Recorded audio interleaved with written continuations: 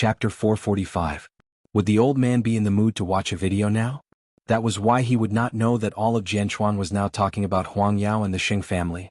Chairman Bai, who was at the equestrian field with him, had also received the news. However, given old Xing's current status, it was not appropriate to expose him, and so he greeted him with a smile. Still, the partnership they were about to discuss would have to be postponed for now, and they would have to be given time to figure out what was going on.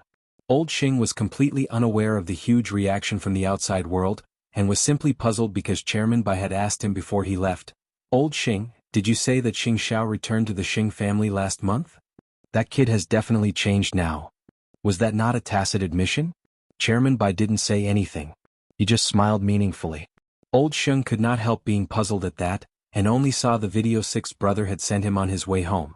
Not only did Xing Xiao cut himself off from the Xing family and declare that he had not seen any of them over the last 6 months, he had also given all credit to the Xin family and had nothing to do with the Xing family. Most importantly, Xing Xiao had completely drawn a line between himself and Huang Yao. The old man could not help shaking all over. No wonder Chairman Bai had asked him that question just now. Old Xing's old face was probably lost all over the world now.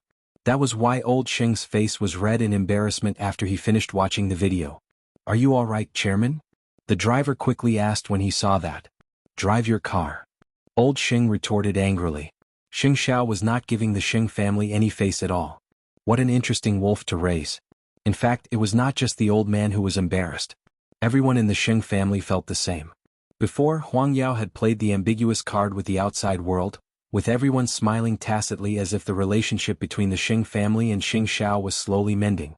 And now the entire world knew about Xing Xiao's exclusive interview, and the Xing family was shamelessly leeching off his popularity. Was that embarrassing? How embarrassing. There was nothing more shameful than this. Soon, old Xing returned home and Xing Kai came to greet him. "Grandfather." "Alright, I know what happened." Old Xing said, a little embarrassed and angry. "I really didn't expect Xing Xiao to be so cold-blooded and heartless. He didn't even give Huang Yao any face." Sitting in the living room and watching television, third brother snickered inwardly. He had said it before, but this family did not believe him. Now that Xing Xiao had struck back with such a resounding slap, could the Xing family do anything about it? Now, all of them were so embarrassed that they wished they could find a hole to hide in. "Do you believe me?" Hearing third brother's question, Xing Kai turned to him and asked, "Did you already know about this? Did you know that eighth brother would do this?" When third brother heard that, he knew that Xing Xiao was going to accuse him again. He quickly raised his hands. "I swear to God, I don't know anything.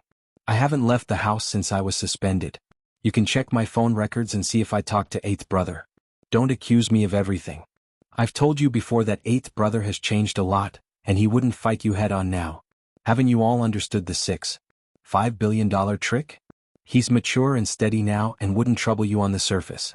But behind the scenes you wouldn't even know how you died. Well, according to you, how should we redeem Huang Yao's lost reputation? Huang Yao has come this far with the Gu family and the Su family behind.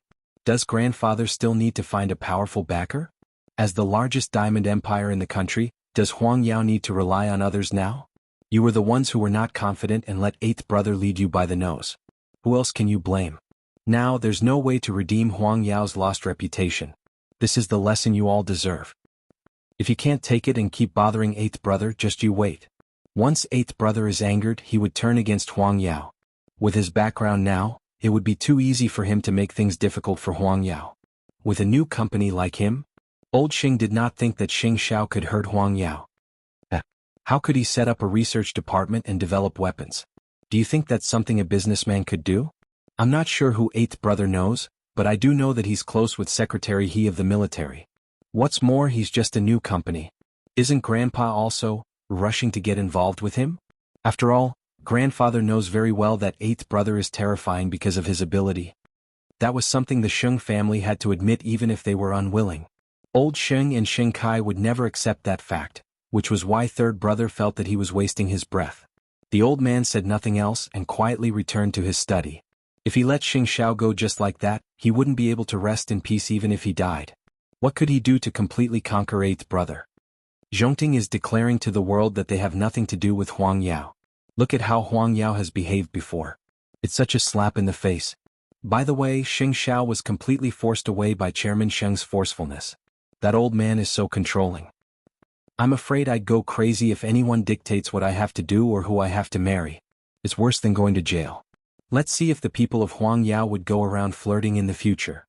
That night, everyone in the Sheng family had a tacit understanding among themselves. It was too embarrassing. When Sheng Kai returned to his room, he told Gu Xiling, "Eighth brother has really crossed the line this time. He didn't even leave Huangyao any face. He shouldn't be so heartless to the family that gave birth to him and raised him, even if he has to shed all pretense. It's already happened. You don't have to be so angry." Gu Xiling comforted him. "You're the great CEO of Huangyao. How could you be so petty?" Sheng Kai sighed and closed his eyes. "I feel like I'm always living under eighth brother's shadow. I don't know how to escape his existence." "You've done very well over the last 6 months," Gu Xiling advised. "Go take a shower. I've already filled the water for you." Sheng Kai said nothing else and went straight into the bathroom. When he came out again, Gu Xiling had prepared a glass of red wine. "I'll talk to you since you're upset." In that very moment, Sheng Kai thought that Gu Xiling was being considerate. However, he would never know that Gu Xiling was only doing it because she wanted to take 3 of his testicles for testing. Chapter 446. It was the same night. The Shen family was filled with laughter and cheers. Huang Yu and Mama Sheng would prepare a sumptuous dinner every time they bought something good and share it with the family. Especially when Xing Zhao's exclusive interview was released today, the whole family gathered together to gossip and watch how outsiders humiliate the Sheng family. It's so satisfying to hear the comments out there today. It's worth everyone having a drink just for this matter. I'm so disgusted by the Sheng family these days. The Sheng family raised their glasses and Huang Yu echoed. Mu Qiqi looked at the 2 elders and could not help saying to Xing Xiao, "Mom and second aunt must have been sisters in a past life." "You don't like it?" Mu Qiqi pursed her lips and smiled. "Who could be closer than our 2 families? How could it not be? I just hope that the Sheng family would restrain themselves and not do anything that would embarrass everyone." Xing Xiao did not say anything. Mu Qiqi understood why he did not say anything, and so kept quiet and continued eating her food. Actually, it did not matter. If the Sheng family wanted to send them off, they could just keep humiliating them. That night, old Xing stayed in his study for the whole night. Worried about the old man's health, 6th brother went in and knocked on the door. The old man could not help sneering. Would he let anything happen to him before he could handle Xing Zhao's matter? Still, he felt that Feng Shanshan was no longer useful as a chess piece. That was why he called Feng Shanshan and asked her to come and settle things. When Feng Shanshan saw Xing Zhao's interview, she thought to herself that she was too naive. How could Xing Xiao not retaliate? Once the video of the interview was released, all of Jianchuan was laughing at the Sheng family. As expected of Xing Xiao, that was his style. That was why she expected old Sheng to come to her. Soon, Feng Shanshan stood in front of old Sheng and saw the check he put on the table. "Take the money and leave. But don't let anyone know about this. I believe you're a smart child. Are you not going to deal with Mu Qiqi in the future?" Feng Shanshan asked in return. "That has nothing to do with you," the old man replied. In fact, the old man looked down on people like Feng Shanshan. However, it was best to control people like her who were paid off. Unfortunately, other than the beginning, Feng Shanshan had never done anything for him seriously. "All right then. Chairman Sheng, I wish you the best." With that, Feng Shanshan took the check and left Grandpa Sheng's study. Still, she ran into Gu Xiling when she left the Sheng residence. "It's Grandpa's money. Don't you think it's hot to take it? Don't you think you've just cheated an old man's feelings?" "The chairman took the initiative to look for me," Feng Shanshan clarified. "You should have told me earlier that you can't deal with Mu Qiqi. You fooled an old man for half a year and earned so much money. Do you think it's worth it?" It seemed that Gu Xiling was deliberately making things difficult for her. "What? Young madam, do you want my money back?" Feng Shanshan waved the check in her hand. "I wouldn't go so far as to ask for it back since it's Grandpa who gave it to you. I don't really care about that bit of money, but I just hope that you won't appear in the Sheng family in the future. There's always a difference in status between people." Feng Shanshan sneered. "Young madam and Mu Qiqi, who's also a young lady, are worlds apart. I suddenly understand the crown prince's choice back then. What are you trying to say? Young madam may have a delicate body, but she has a Philistine soul." With that, Feng Shanshan took the money and left the living room. As for Gu Xiling, it was one thing that she couldn't gain anything from Mu Qiqi, but she was defeated by Feng Shanshan too. After all, Feng Shanshan was proud, and her pride came from her confidence in her own abilities. How could she be trampled by a pretty face like Gu Xiling? Right now, Gu Xiling was completely unaware that she had almost knelt before Feng Shanshan in the future. There was nothing she could do about it now, even if she had to pay for it in the future. Feng Shanshan did not mistreat herself after getting the money, renting a high-class apartment with her friends and investing the rest of the money. She had wanted to use the money to buy Mu Qiqi a meal, but she probably wouldn't be willing to come out given Mu Qiqi's personality. Still, she was willing to do it if the Sheng family wanted her to keep an eye on Mu Qiqi in the future. How interesting would that be? 3 days after the incident, the Sheng family was mocked for 3 days, and Grandpa Sheng did not step out of the house for 3 days. Sheng Kai did not want to go to any public events either. Aside from feeling humiliated, he also did not want to see others pointing fingers at him. It was fortunate that Gu Xiling kept encouraging him, drinking and chatting with him every day. Otherwise, he really did not know how he could walk out of Xing Zhao's shadow.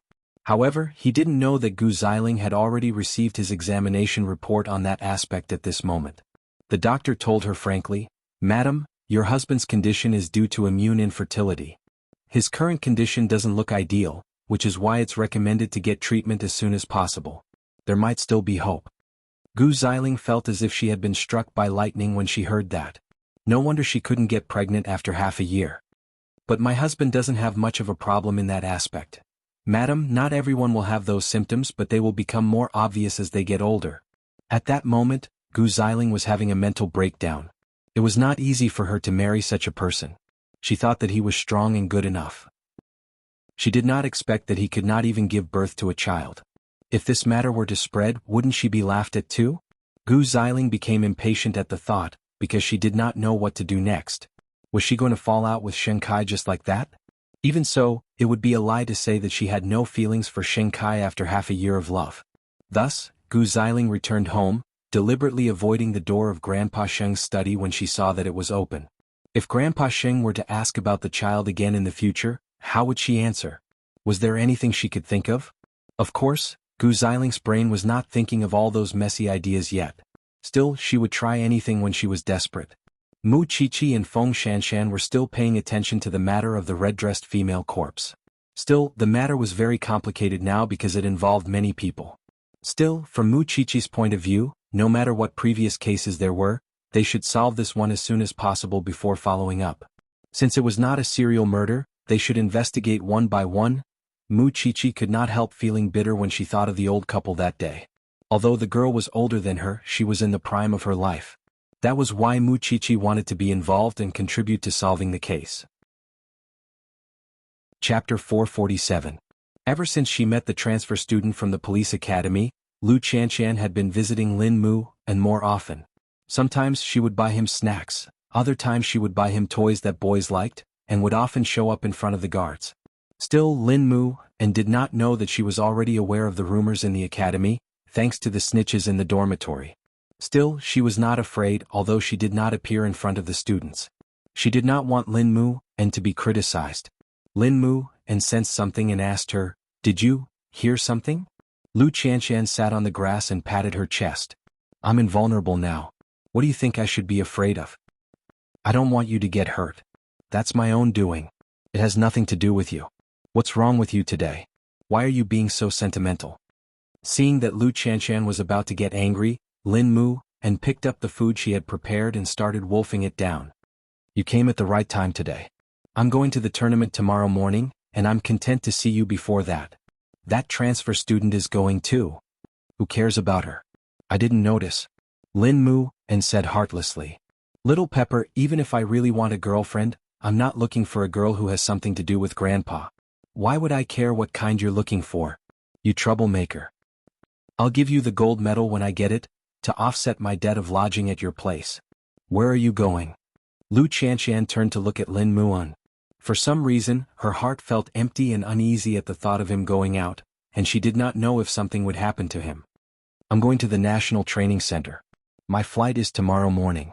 Be careful. It's almost time. I should go back."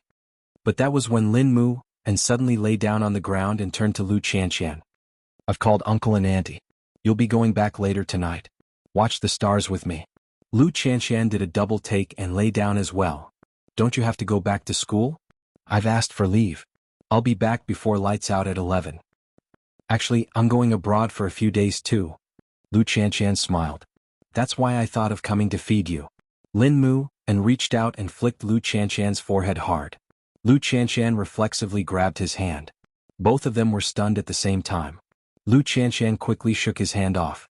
You scumbag, you're taking advantage of me again. I wish I could spend the rest of my life like this. To lie down and watch the stars in peace and warmth? He was afraid that it would be difficult to have such an opportunity in the future.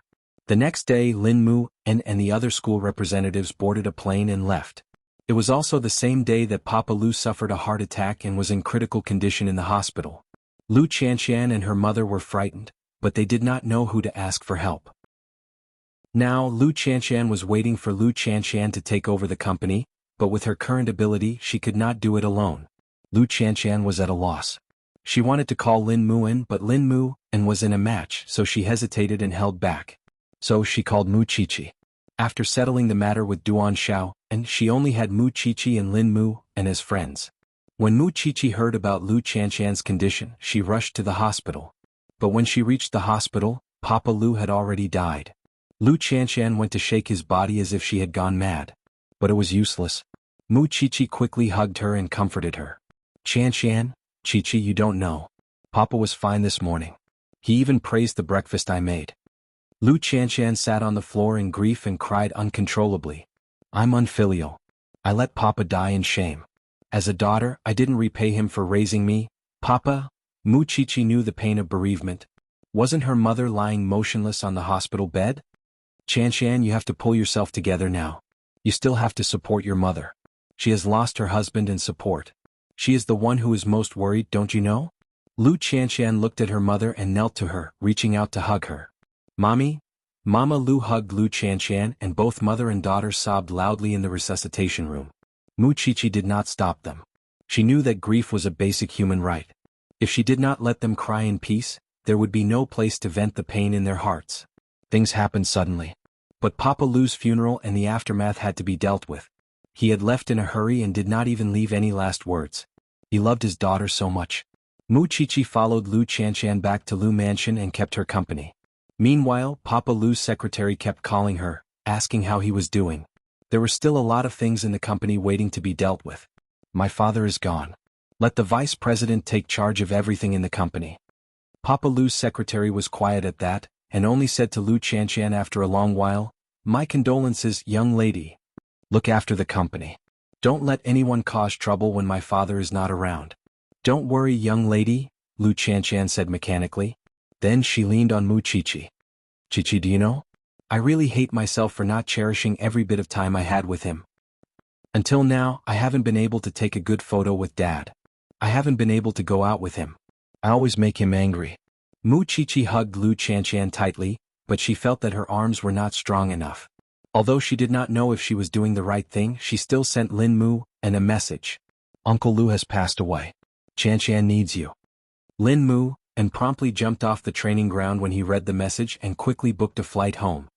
Lin Mu, the competition is coming up. What are you doing? Coach, I'm not competing. My family has passed away. The coach understood his feelings at once. If you leave now, you would be automatically eliminated from the individual competition. Lin Mu, it's such a good chance. With your ability, Coach, I would regret not being able to see my family for the rest of my life. The coach paused but eventually let him go. You have to think it through.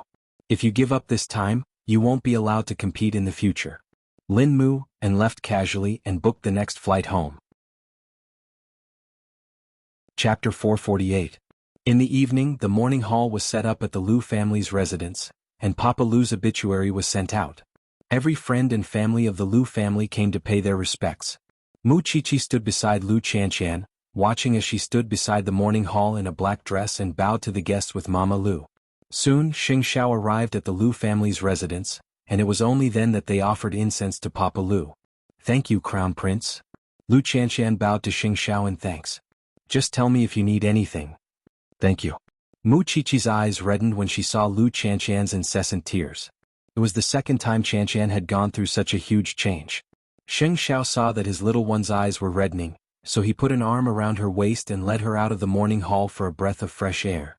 Soon Lin Mu arrived at the Lu family's residence. Qiqi, Crown Prince. Chanshan is inside, she looks very haggard.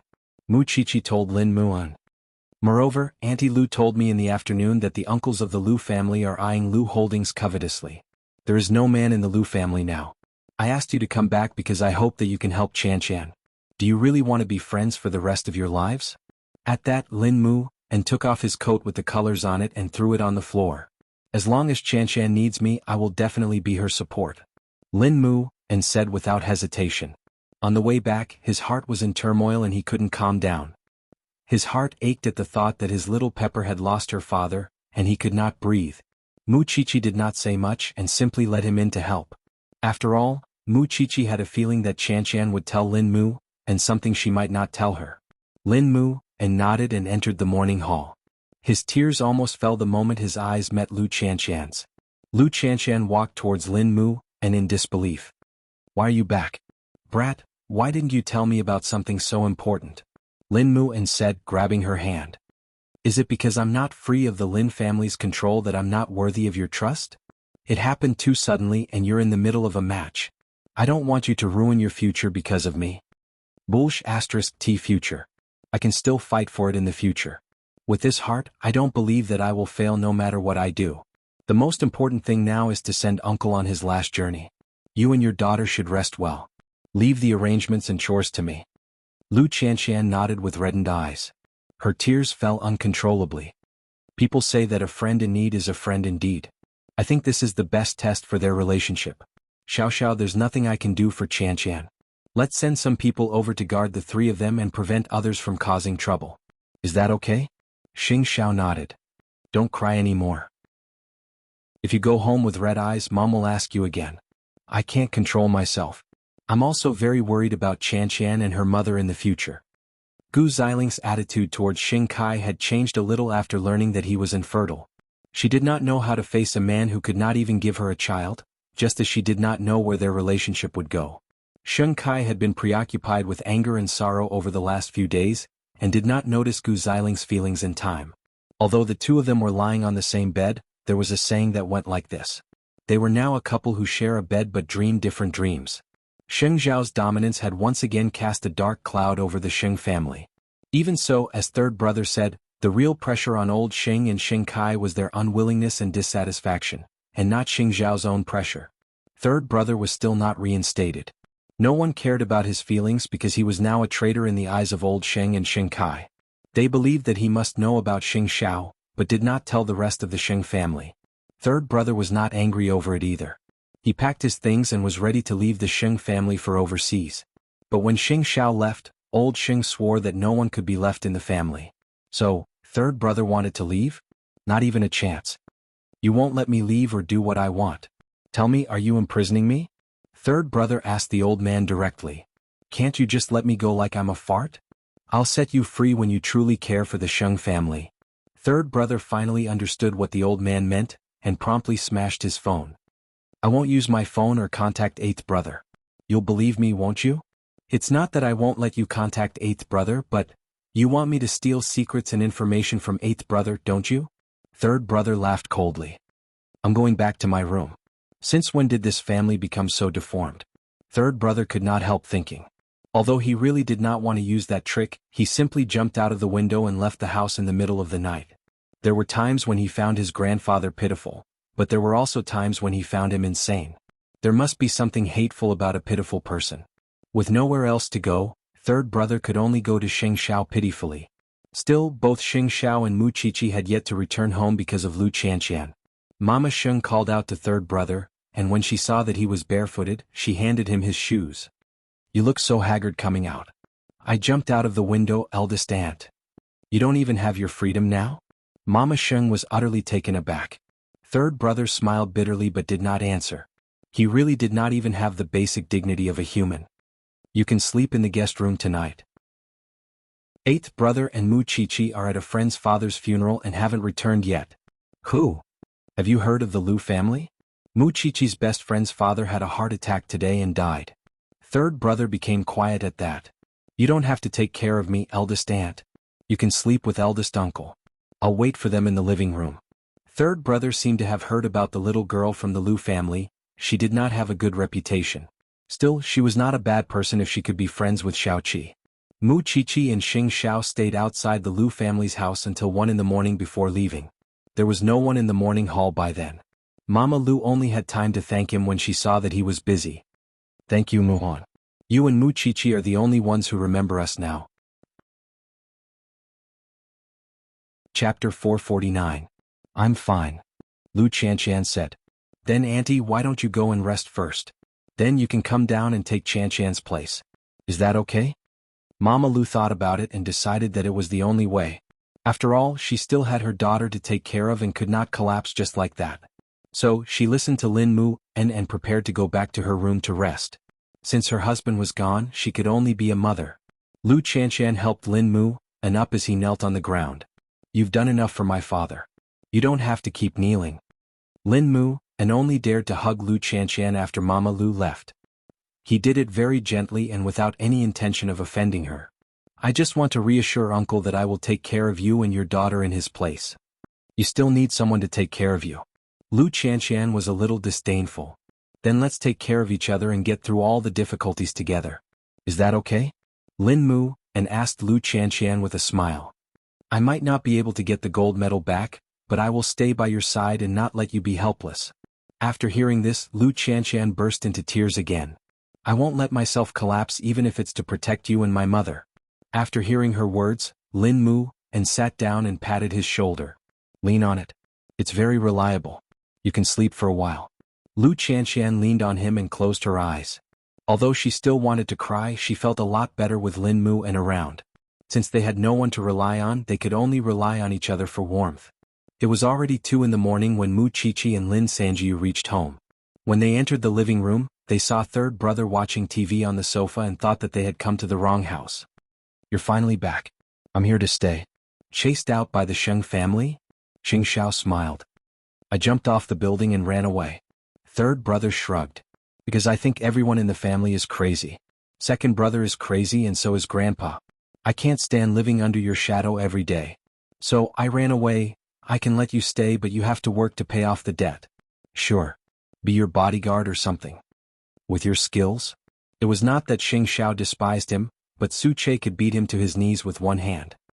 However, staying here is not a long-term solution. You have to find your own way out. After all, the old man will not allow you to stay here. I'm going to sleep. That was something third brother knew better than anyone else. Still, he felt sad when he thought about it. Everyone wanted to escape the old man's control, but who else in the large Xing family would have the wisdom and the heart to do so apart from eighth brother? Xing Kai? He himself was trapped in the fog and could not get out.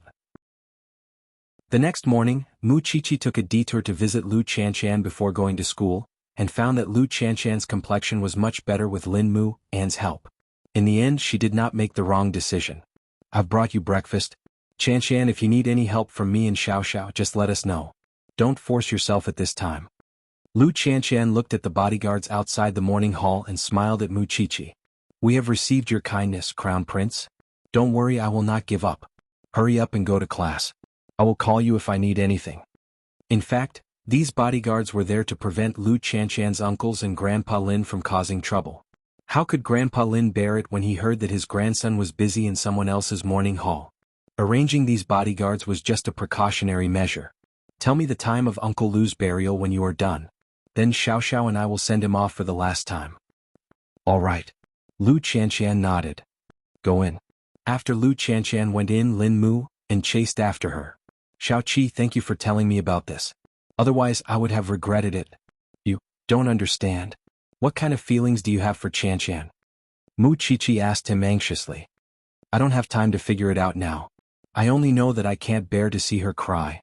I just want to be by her side and do something for her. Mu Qiqi smiled and shook her head. At least you have some manliness. With that, Mu Qiqi left. That was when Lin Mu noticed a white car parked by the roadside. Grandpa Lin rolled down the window and exchanged glances with his grandson. But Lin Mu pretended not to see it. He simply told the bodyguards, keep a close watch. Don't let anyone cause trouble. Grandpa Lin was certainly not so low as to cause trouble in someone else's morning hall. But Lin Mu was a grandson of the Lin family. How could he not be angry when he was buried in someone else's morning hall? Since the pillar of the Lu family had fallen and the other forces of the Lu family were stirring, it was more important to take the chance to force Lu Qianqian and her daughter abroad. Lin Mu, and only calmed down when he saw the white car leaving. But he knew that his grandfather would not give up so easily. He would put in some effort somewhere. The Lu family was in a mess now. There were opportunities everywhere. He would be more careful to protect little Pepper and her daughter.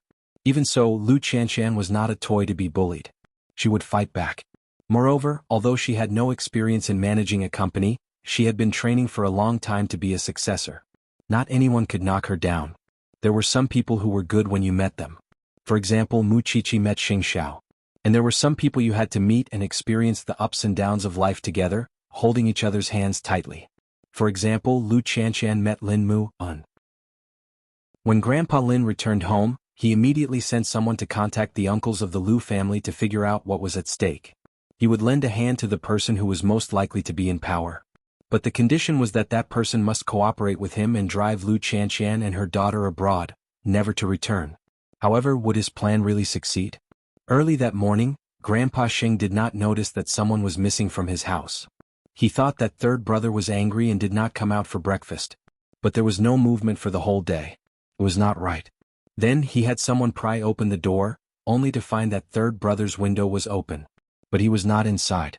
Master, third young master might have run away. Where else could he have gone? Look for Xing Xiao. It was fine that third brother had left on his own. But now he was abducting his other grandson and betraying the family? Chapter 450. It was the first time in half a year that old Xing was so angry that he wanted to go to Xing Xiao's house, because he believed that Xing Xiao had instigated third brother to leave the family. He was aware of Xing Xiao's goal, to have the Sheng family with her and have no family. Therefore he brought along the butler and 4 bodyguards and went to the courtyard together. The house was heavily guarded because the Shen family had strengthened their sentries. Even so, the sentries could not stop the old man since he was not going to the Shen family this time. All they could do was make a call to someone in the house. Papa Sheng was drawing blueprints at home while third brother was causing trouble beside him. They had been chatting happily when Papa Sheng suddenly received the call, and turned to third brother. Your grandfather is here. Third brother's face fell. Papa Sheng sighed at that and said quietly, I'll have the guards send him away if you don't want to see him. He's really angry that he could come here. The guards could stop him this time, but what about the next time? It's fine, eldest uncle. I'll go down. You won't let him eat if you go down? I'll call your eldest aunt and have the guards let him in. He wouldn't be too cruel to you with us around.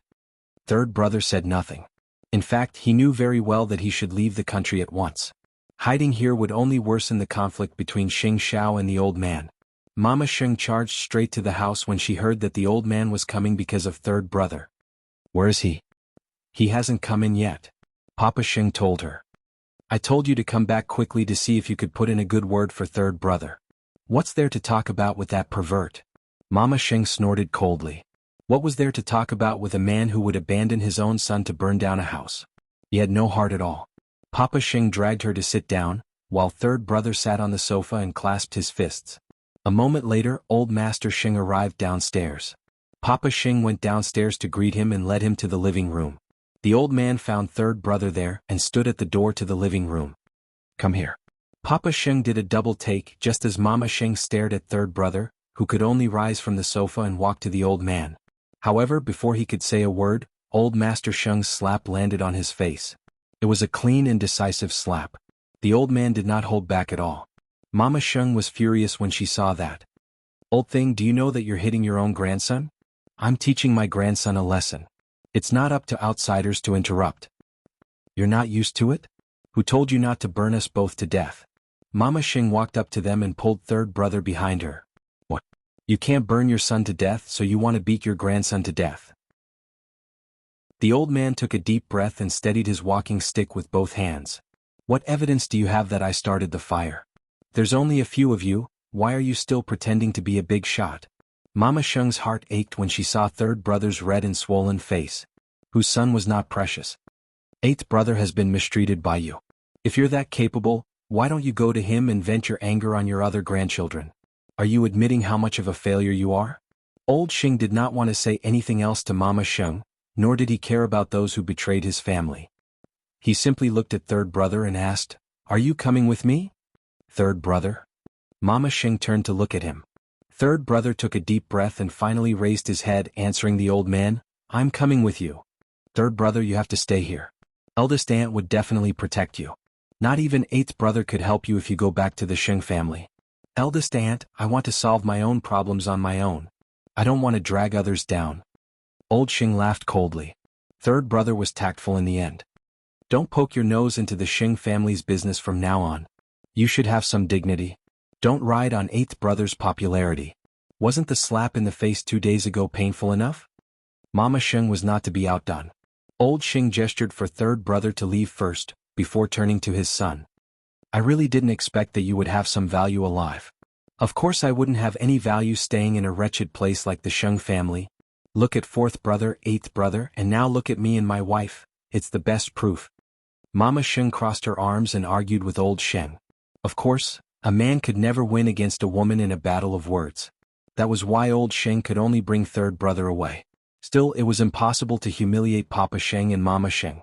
Third brother walked in front while the old man followed behind. Once he got into the car, the 2 men pinned him inside. I'll let you know the consequences of running away. Third brother said nothing.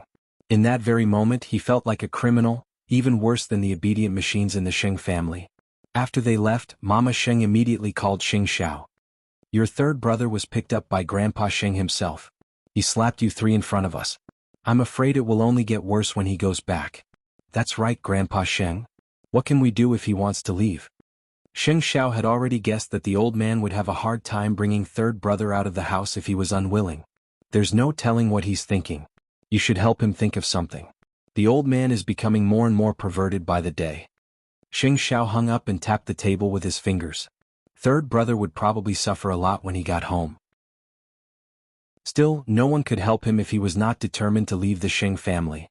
Third brother would certainly have his reservations. He did not have Xing Xiao's wisdom and could not let his parents enjoy their old age. Moreover, whenever he remembered that Papa Xing was almost burned to death for rebelling against the old man, he felt that he could not take the risk. If there was one way to save him now, it was marriage. Perhaps becoming a live-in son-in-law was not a bad idea. After third brother was escorted back to the Xing family, he was locked in his room, and the windows of his room were completely sealed. It's time to arrange a marriage for you. Otherwise, you would never know where your heart should be used. Stay in your room for the next few days and reflect on yourself. Xing Kai heard that third brother was locked in his room when he got home. He found it unbelievable that the old man would do something so extreme, and so went to third brother's room. Chapter 451. He doesn't let me work, doesn't let me go out, suspects me, and even wants to use me to steal eighth brother's secrets. Second brother, you're really lucky. I'm just a prisoner to that old man. Did you really not contact eighth brother? What kind of person is eighth brother?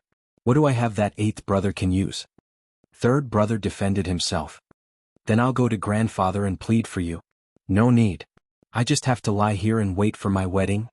Third brother could not help giving up on himself, because he had to plan for his parents. Grandfather's change started when eighth brother left the Xing family. Don't you hate him? Xing Kai asked third brother. Grandpa didn't start because someone left. His desire to control has always been strong. It's just that there are people in the family who are willing to be controlled, and there are people who aren't. Don't tell me that everyone wants to become his puppet? Second brother, eighth brother has nothing to do to you. It's just that you can't overcome the barrier in your heart. Xing Xiao laughed helplessly and left third brother's room. Was he not willing to hate eighth brother even in such a situation? He was not that magnanimous. I've gone to see third brother. How is he? Gu Xiling asked after Xing Kai returned to his room and helped him take off his coat. I've never seen grandfather so angry. Everyone in the Xing family is grandfather's pawn. Only by being obedient can you live a peaceful life. It's the same for you. Now, the old man would not be afraid of her just because she was a member of the Gu family. Gu Xiling sighed and replied to her husband, I think grandpa was forced to do what he did today. I can understand him. On the other hand, Xing Kai could not bear a child. If the old man knew about it, there was no telling if he would take back his position as the CEO of Huangyao. Xing Kai was well aware of that. That was why he was actively seeking treatment and taking medicine. But no one knew about it. As for third brother? He lay on his bed thinking about what his future wife would be like. Please don't be like Gu Xiling. Dinner at the Xing residence. Sheng Kai took the opportunity to get information from Grandpa Sheng on behalf of third brother. Grandpa, have you found a marriage partner for third brother? There are no outstanding girls in Jianchuan now.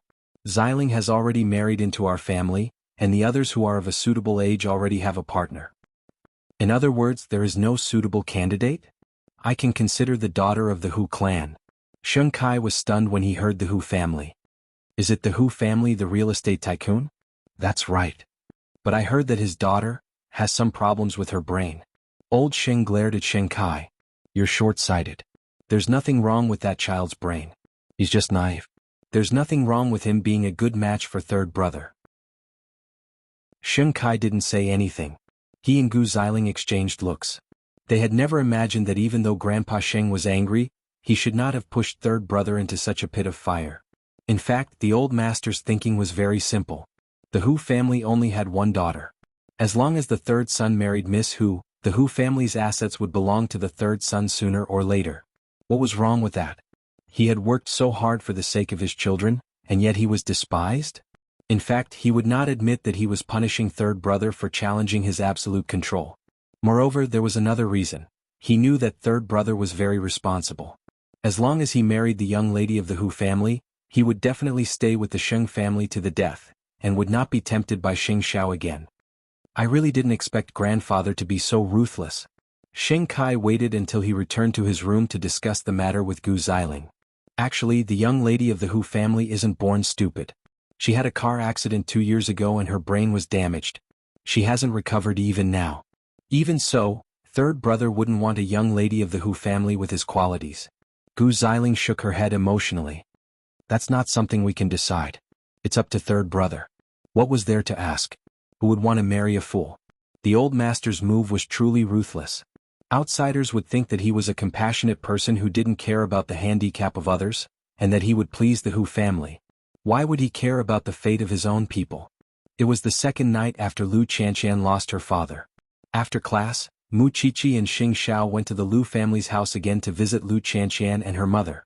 Although Lu Qianqian was very haggard, she was not distracted because Lin Mu and was there to support her. Don't you have classes at the police academy?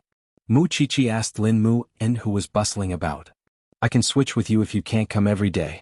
Mother and daughter still need a man to support them. It's a sense of security that women can't give. Lin Mu, and answered Mu Qiqi looking at Lu Qianqian. It's fine.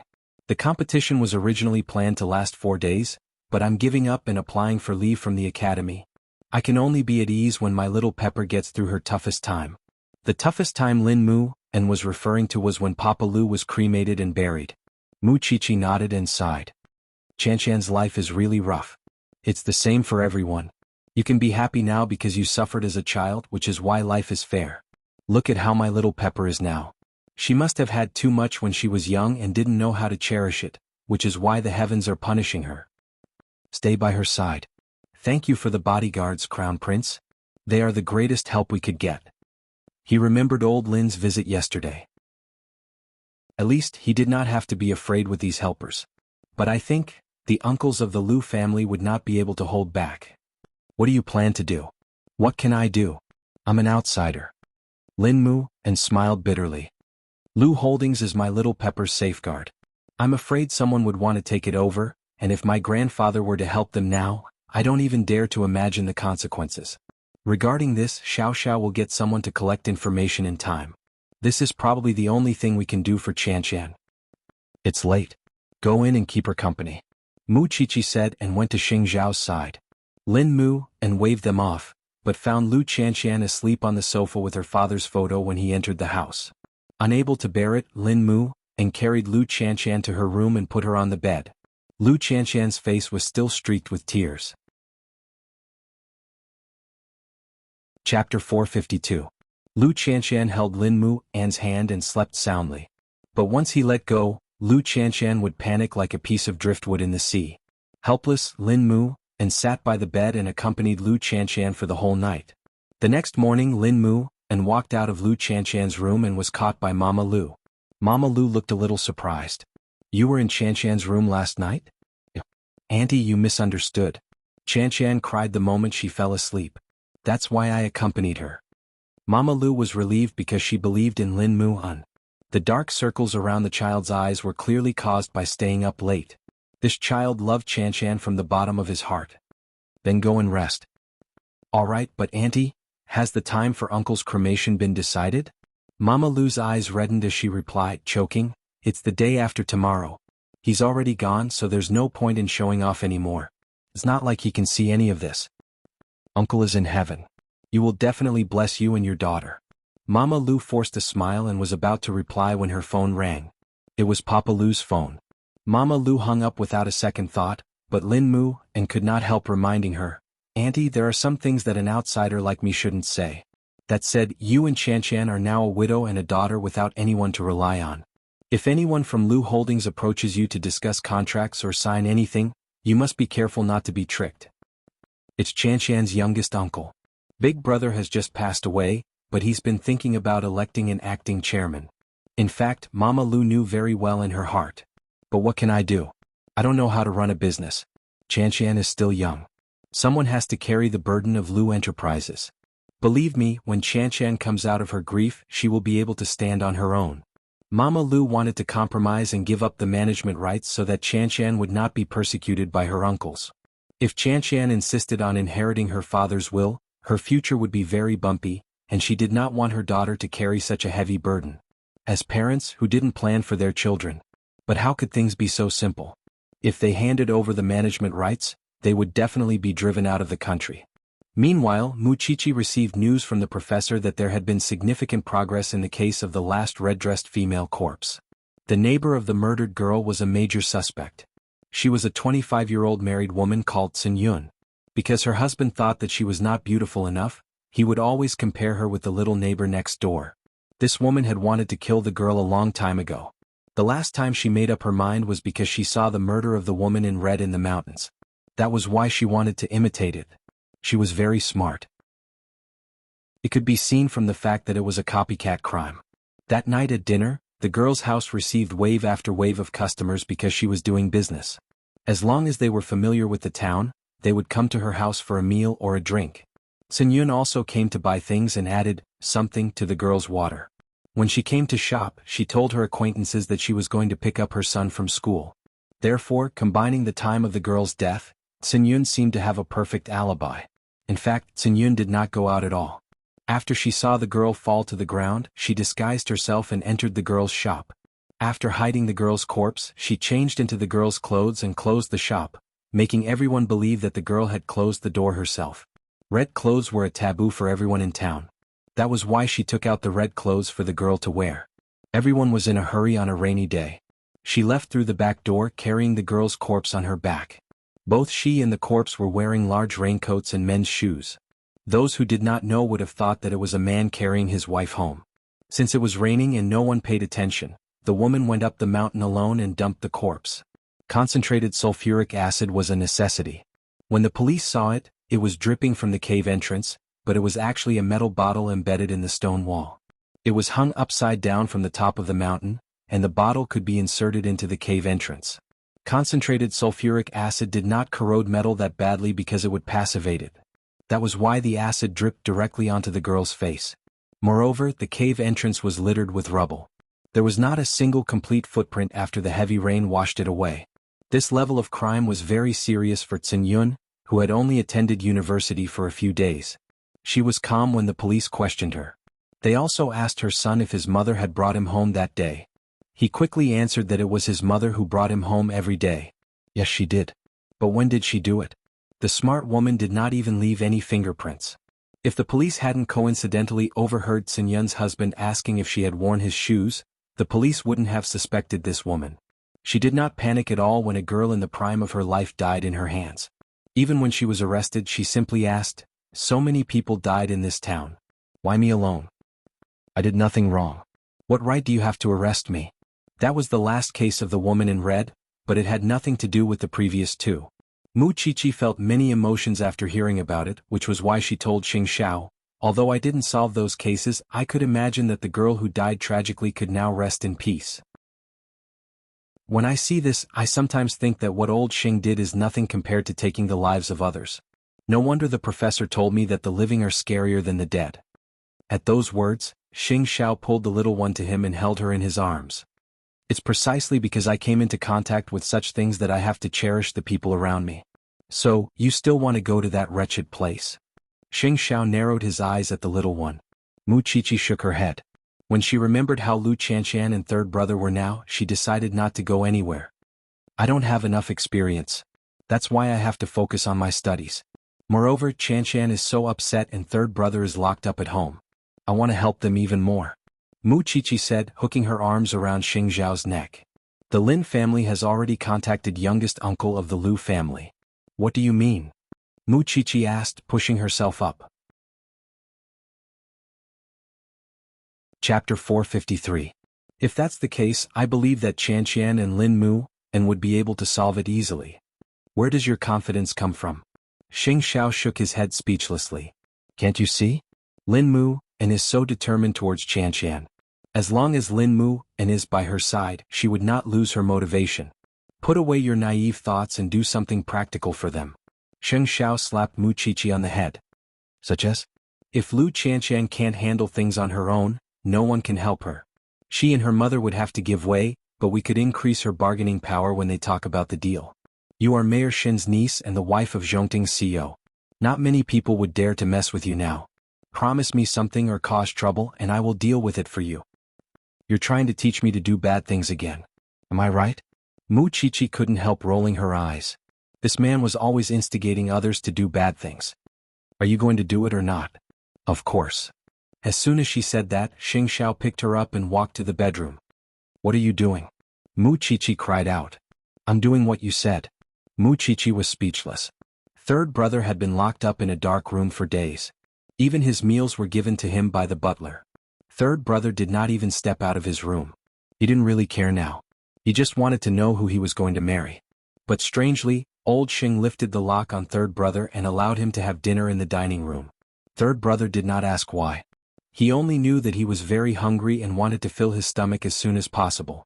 He didn't need to know whose guests were there today. Sheng Kai looked at third brother worriedly.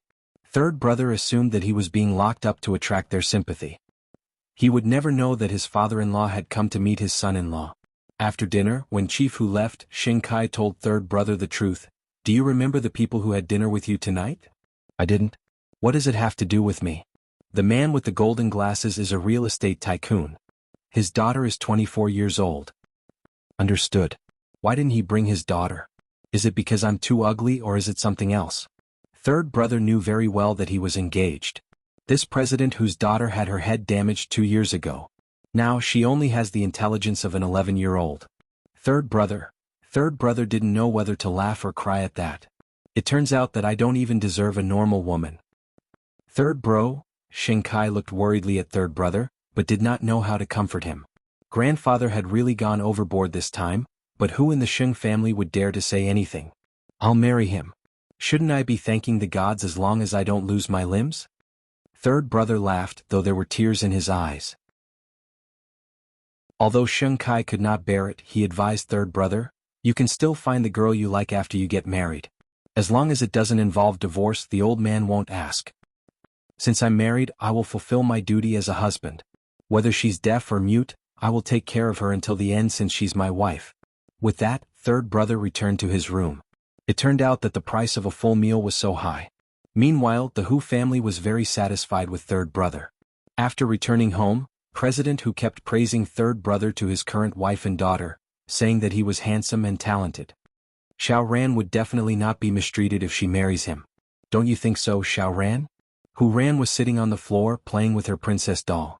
Although she was 24 years old, she really had the intelligence of an 11 or 12-year-old, and completely did not understand what her father and stepmother were talking about. So, you only know how to smile. I just hope that third young master won't bully Xiao Ran. That way, I won't disappoint her mother's spirit in heaven. Oh, you're thinking too much. Look at the young lady of the Gu family marrying him. She's living a happy and peaceful life. Isn't that great? Hu Ran's stepmother consoled her husband. The problem is that your daughter is a fool. Papa Hu said nothing else.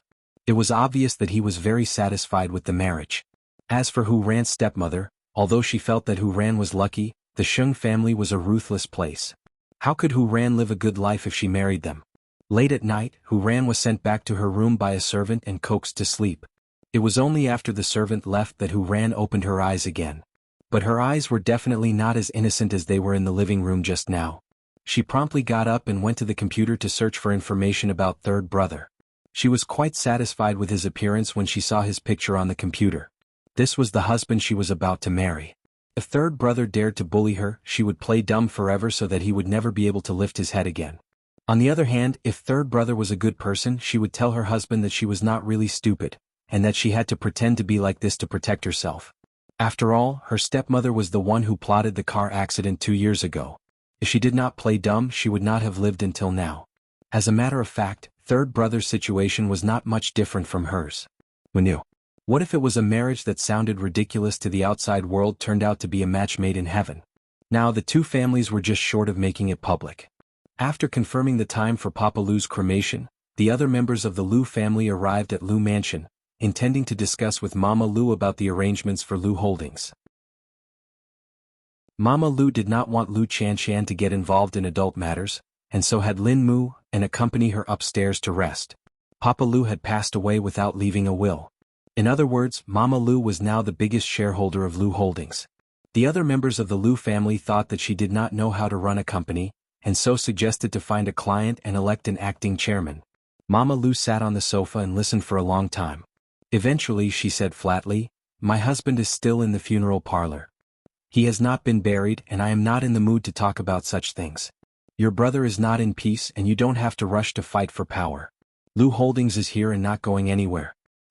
Eldest sister-in-law, we are just worried about Lu Holdings operations. Eldest brother's matter needs to be attended to, and the company needs to continue running. You are drowning in grief and Chanshan is still young and naive. We hope that there is someone in this family who can share your burdens." How is this sharing? They are clearly here to force my mommy. Every single one of them is a respectable person. My father has just passed away, and they are already trying to get a piece of the pie. They are worse than animals. Lin Mu and held Lu Chanshan back and advised her, "They are not doing this for their own benefit. They want to protect you and your mother." Blah. Who would protect me when I'm perfectly fine? Chapter 454. Lu Chanshan did not blush. Instead, she pinched Lin Mu An's waist. No need. Sure enough, he has regained his former vigor. While dodging Lin Mu and said to Lu Chanshan, "I know you. You may be dishonest but your body is very honest. Bah. Last night you wouldn't sleep unless you held my hand. You were the one who acted shamelessly, weren't you?" Lu Chanshan was stunned for a moment. Then she retorted, "I thought it was my father. Lin Mu, and I didn't know you were so old." Alright, I won't tease you anymore. Auntie is still surrounded by a bunch of people. Lin Mu and quickly held Lu Chanshan's shoulders. In fact, it was not easy to see Lu Chanshan laughing now. He was afraid that she would think of her father again when she turned around. Downstairs, the uncles of the Lu family were still not giving up. "Elder sister-in-law, everyone is very sad about elder brother's death. We are also very worried about the future of you and your mother. However, there are a lot of things in the company that need to be dealt with urgently. You have to make a decision as soon as possible. The company has a vice president now. There won't be any problems for the time being. Once old Lu's funeral is over, Chanshan will return to the company and take over your big brother's position. I know you mean well, but even if Chanshan and I are orphans, it's not like the sky is falling and we can't rely on you for our entire lives." The uncles were all shocked at Mama Lu's words. "Sister-in-law, are you joking with me?" Chanshan was only 19 now. How could she take on the responsibility of the chairman? The board of directors will not approve it either. Then little brother, how old do you think Chanshan should be? Mama Lu asked Lu Chanshan's youngest uncle in return. "What you're doing is ruining Lu Holdings. Chanshan is just a silly little girl. I'm afraid she doesn't even know what the financial statements are. Regardless of whether you support or oppose it, Chanshan is your big brother's only successor. Even if it's not now, it will be handed over to her in the future. So, instead of doing this, it's better to nurture her earlier. With your support, your big brother will be at ease." Asking these brothers to support a little girl? Who would be willing? Still, Mama Lu did not have any hopes for these people. He was just looking for an excuse to calm them down. Lu Corporation's many years of foundation is finally going to be destroyed in the hands of a mere woman. Lu Chanshan could not stand it any longer at that and so walked out of the corridor to Mama Lu's side. My father is not in the grave yet, and the company is operating normally. I don't know what the uncles here are planning to talk about the company when we are in pain. If you force him, then force him. Why do you have to make it sound so dignified? That's why I, Lu Chanshan, didn't see any of you in the morning hall on the day my father passed away. Why did I see all of you today? So you're here to seize power. If you have the ability, kill us mother and daughter. Otherwise, my father's shares will never fall into your hands. You don't know how to appreciate favors. Having been exposed, the few of them blushed and could only scold Mama Lu angrily before leaving in a huff.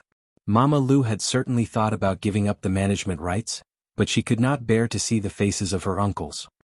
They're back and they're thinking of ways to make you give up on inheriting the chairman's position. Mommy, I've been very clear about my responsibilities ever since the matter with Duan Xiao ended. That's why I'm not afraid of anything as long as we protect Dad's business together. Mama Lu reached out to caress Lu Chanshan's cheek and smiled in relief. I didn't dote on you for nothing. My daughter has finally grown up. Lin Mu, and walked into the living room and saw mother and daughter hugging each other. He said nothing because it was unnecessary to say anything at that moment. It was only when it was time for dinner that Lin Mu and said to them, Actually, Auntie, there's something you need to do right now despite your grief. Tell me. You and your daughter are weak in the company now, and certainly not a match for those uncles. That's why I suggest you seek protection. There must be subordinates loyal to your father in the company, as well as directors who dote on Chanshan. You must hold on to that rope so that Chanshan would have the confidence to speak at the board meeting. Don't wait for the company to fall into chaos before making plans. It'll be too late. Mama Lu nodded at that. You're right. Old Lu's life's work is not something I can throw away before he's buried. And Lin Mu and leaned against Lu Chanshan. You can also go to the Crown Prince. As the person in charge of Lu Holdings in the future, see if he has any ideas. You should know that even if the shares of you and your mother end up in the hands of the Crown Prince, it would be better than giving it to your uncles. Lu Chanshan nodded. Lin Mu and was right. After Dad's matter is settled, I'll go to Zhongting to take a look. Mama Lu looked at Lin Mu and sincerely thought that he was a good child. Still, she felt sad when she remembered how the Lin family despised her Chanshan. Still, the matters of the young should be left to their own devices. They were good friends now, but who could predict what they would be in the future? You won't be held up by school, will you? In the end, Mama Lu was concerned about Lin Mu and studies. After all, it was not easy for him to return to the police academy, and he should not be reprimanded by the academy over this matter. It won't be. I'll go back to school after Uncle. Eat more. Lu Chanshan could not help putting food in Lin Mu and's bowl at that. You didn't feed me for nothing. You're so reliable in times of need. Still, how long could such simple happiness last? Everyone knew that Papa Lu had died so suddenly that he did not even have time to leave a word. That was precisely why Mama Lu was unquestionably the first heir to Papa Lu's assets, while Lu Chanshan was the second. However, the Lu brothers had suggested that they manage Lu Holdings so that mother and daughter could live comfortably, but the mother and daughter did not agree to it. How could a 19-year-old girl be the head of an entire company? What would Lu Holdings and its partners think if word got out? That was why the youngest uncle of the Lu family came up with an idea. Who said that Papa Lu did not have a will? It was for the sake of his niece's healthy growth. Why would a girl get involved in the business world? Of course, the people from the Lin family had contacted him and said that they were willing to help, but the condition was that the mother and daughter had to get out of the country and never return to Jianchuan. He had not agreed at first, but now that he thought about it, overseas might be the best place for the mother and daughter. Chapter 455. News of the marriage between the Xing family and the Hu family spread like wildfire, which naturally reached Xing Zhao's ears. It was rumored that the third young master of the Xing family would marry the foolish daughter of the Hu family. Xing Xiao laughed coldly but said nothing. It was foggy and damp outside when he returned home at night. Seeing that Mu Qiqi did not go to the Lu family's house, Xing Xiao picked her up from the floor and asked, "Is the Lu family all right?" "Uncle Lu's body would be cremated tomorrow. Let's send him off then." Mu Qiqi told Xing Xiao. "You're not allowed to sit on the floor. Isn't your butt cold enough?" Xing Xiao put Mu Qiqi on the sofa and took off his cream-colored trench coat. Mu Qiqi smiled warmly and reached out to take his coat. "You must be feeling sorry for me. Third brother is going to marry the daughter of the Hu family." "The Hu family? Mu Chichi frowned. Which Hu family? The one that deals in real estate? You know? I've only heard of it. That old man really knows how to find in-laws. Mu Chichi put down his coat and snorted. But you definitely don't know that Miss Hu is a fool. So, that old man is letting third brother jump in even though he knows it's a pit of fire? Mu Chichi's eyes widened in disbelief. How could he harm his own offspring like that? I know he's angry that third brother sneaked out, but it's really low of him to punish him for the rest of his life. Is third brother going to accept it just like that? Xing Xiao said nothing, but Mu Chichi knew what his silence meant after having been together for so long. Is there any room for negotiation? Xing Xiao shook his head. Even if it's not Miss Hu today, it would be Miss Zhang or Miss Li tomorrow. Third brother knows that old man's character, and that's why he didn't resist. Mu Chichi opened her mouth to say something, but realized that it would be useless even as the words reached her lips. But before that, I'll think of a way to ask him one last time if he wants to run away. At that, Mu Chichi went to his side and sat down, hugging his chest. If I'm not with you and anyone else in the Xing family, they would be dead for sure. Since you know, why don't you hold on tighter? Marrying a fool that everyone knew, who in the circle wouldn't laugh at him? If it had been Xing Kai, he would have died of shame and anger over those rumors. But none of that mattered when it came to third brother. Because he was magnanimous and didn't care about what others thought of him. After dinner, third brother remained locked in his room until old Xing appeared outside his door, leaning on his walking stick. Third brother. What can I do for you? Lying on the bed, third brother appeared nonchalant. Get ready to get married. Whatever. Just set a date and let me know. 2 days later, I'll go meet the young lady of the Hu clan. After all, we're going to be husband and wife. I can't just get married without seeing her. In any case, this was it. What else was there to see? Sure. Old Sheng could not help but suspect that third brother was suddenly terrifyingly obedient. Was the kid plotting something again? Or was he planning to break through the ceiling and escape again? Don't learn from eighth brother, third brother. I wouldn't let myself lose any of you even if I have to risk my life. If you're done, get out. Don't be annoying. Third brother was not in the mood to listen to his thoughts, and there was no need for him to keep emphasizing that Xing Xiao had provoked him. Sighing, old Xing left third brother's room. All he thought was that third brother was stubborn, but the truth was that he didn't know the meaning of despair. On the next day, Papa Lu's body was cremated. Everyone from the Lu family was there to send Papa Lu off one last time, and whether they were sincere or not, Mama Lu bowed to them. Meanwhile, Lu Chanxian promptly fell into Lin Mu An's arms, crying. Watching the person closest to her turn into ashes in the blink of an eye, Lu Chanxian understood the pain of wanting to keep him but being helpless. Father, rest in peace. After her father's body was carried away, Lu Chanxian crouched on the ground and cried bitterly. Lin Mu and quickly picked her up and put her on a chair. Don't cry in a hurry. Close your eyes and feel it. Uncle is definitely not gone. He's right beside you. Forcing herself to calm down, Lu Chanxian closed her eyes as Lin Mu and told her. She could feel that her father was still beside her and could still pat her head. That feeling was so much happier.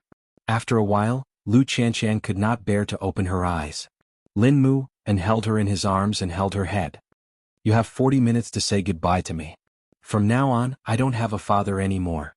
Lu Chanxian opened her eyes, choosing to accept the truth. Scumbag. You and Mommy don't leave me. Don't ever leave me. I won't leave you for the rest of my life. Meanwhile, Mama Lu was accompanied by other family members.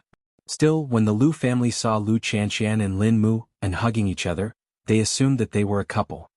It's embarrassing enough that there's that Duan guy, and now they're hugging each other even though father has just died. You don't know how much the Lin family hates the Lu family for abducting their grandson. Lin Mu and covered Lu Chanxian's ears when he heard those words. In that very moment, she was immersed in the pain of losing her father, and was completely unaware of what the others around her were saying. Mama Lu heard them and went to them saying, Mu, and take Chanxian outside for a breather. I'll wait here. I'm fine, Auntie. He could bear many things with Lu Chanxian. So what if he was talked about? Gossip was a fearful thing, but no one could hurt you if you did not mind it. Meanwhile, the youngest uncle of the Lu family smirked coldly as he watched from a corner. He had agreed to the Lin family's conditions. Lin Mu and could still keep Lu Chanxian company. Well, in a few days when the lawyer announced the distribution of the inheritance, Lin Mu and would know how useless he was. He would not be able to help Lu Chanxian at all. It took a long time for the body to be cremated, but it felt like a trance. In the end, Mama Lu hugged the small urn of ashes as if hugging her husband. Soon the group headed to the cemetery. When the time came, Xing Xiao and Mu Qiqi would be there to see Papa Lu off. The outside world was waiting to see the Lu family make a fool of themselves. Now that they were a widow and an orphan, there was no telling how many people would have designs on them. Chapter 456. When Papa Lu was buried, both Xing Xiao and Mu Qiqi dressed in black to offer their condolences. Lu Qianqian and Mama Lu's eyes were swollen from crying. Even so, they had to accept the fact that their father and husband were gone. Mama Lu held the tombstone and wept bitterly, while Lu Qianqian knelt in front of it. The person closest to him was gone just like that. Qianqian, get up. Beside her, Lin Mu, and tried to help her up, but Lu Qianqian was hugging Papa Lu's tombstone, refusing to let go no matter what. Qianqian, thank you everyone for coming to send my late husband off on his last journey. Qianqian and I will always remember this. Mama Lu returned to her senses and turned to bow to her family. On the other hand, youngest Uncle Lu walked up to Mama Lu and told her, "Sister-in-law, you should have made up your mind earlier if you really want Big Brother's good. We're still in front of my father's grave. Don't you know how to restrain yourself?" Lu Qianqian turned her head and glared at him with tears in her eyes. The Lu family's youngest uncle smiled and said to the other brothers, "Let's leave first. Let the mother and daughter stay here and cry their hearts out." In any case, the real show was in 2 days. What was the rush now? Xing Xiao stood in the wind holding Mu Qiqi. His gaze swept across the Lu family, but he said nothing. Mu Qiqi saw that his gaze was a little strange, so she tugged at his clothes. "Why are you staring at that group of people?" "I'll tell you later." Mu Qiqi was puzzled, but she did not ask.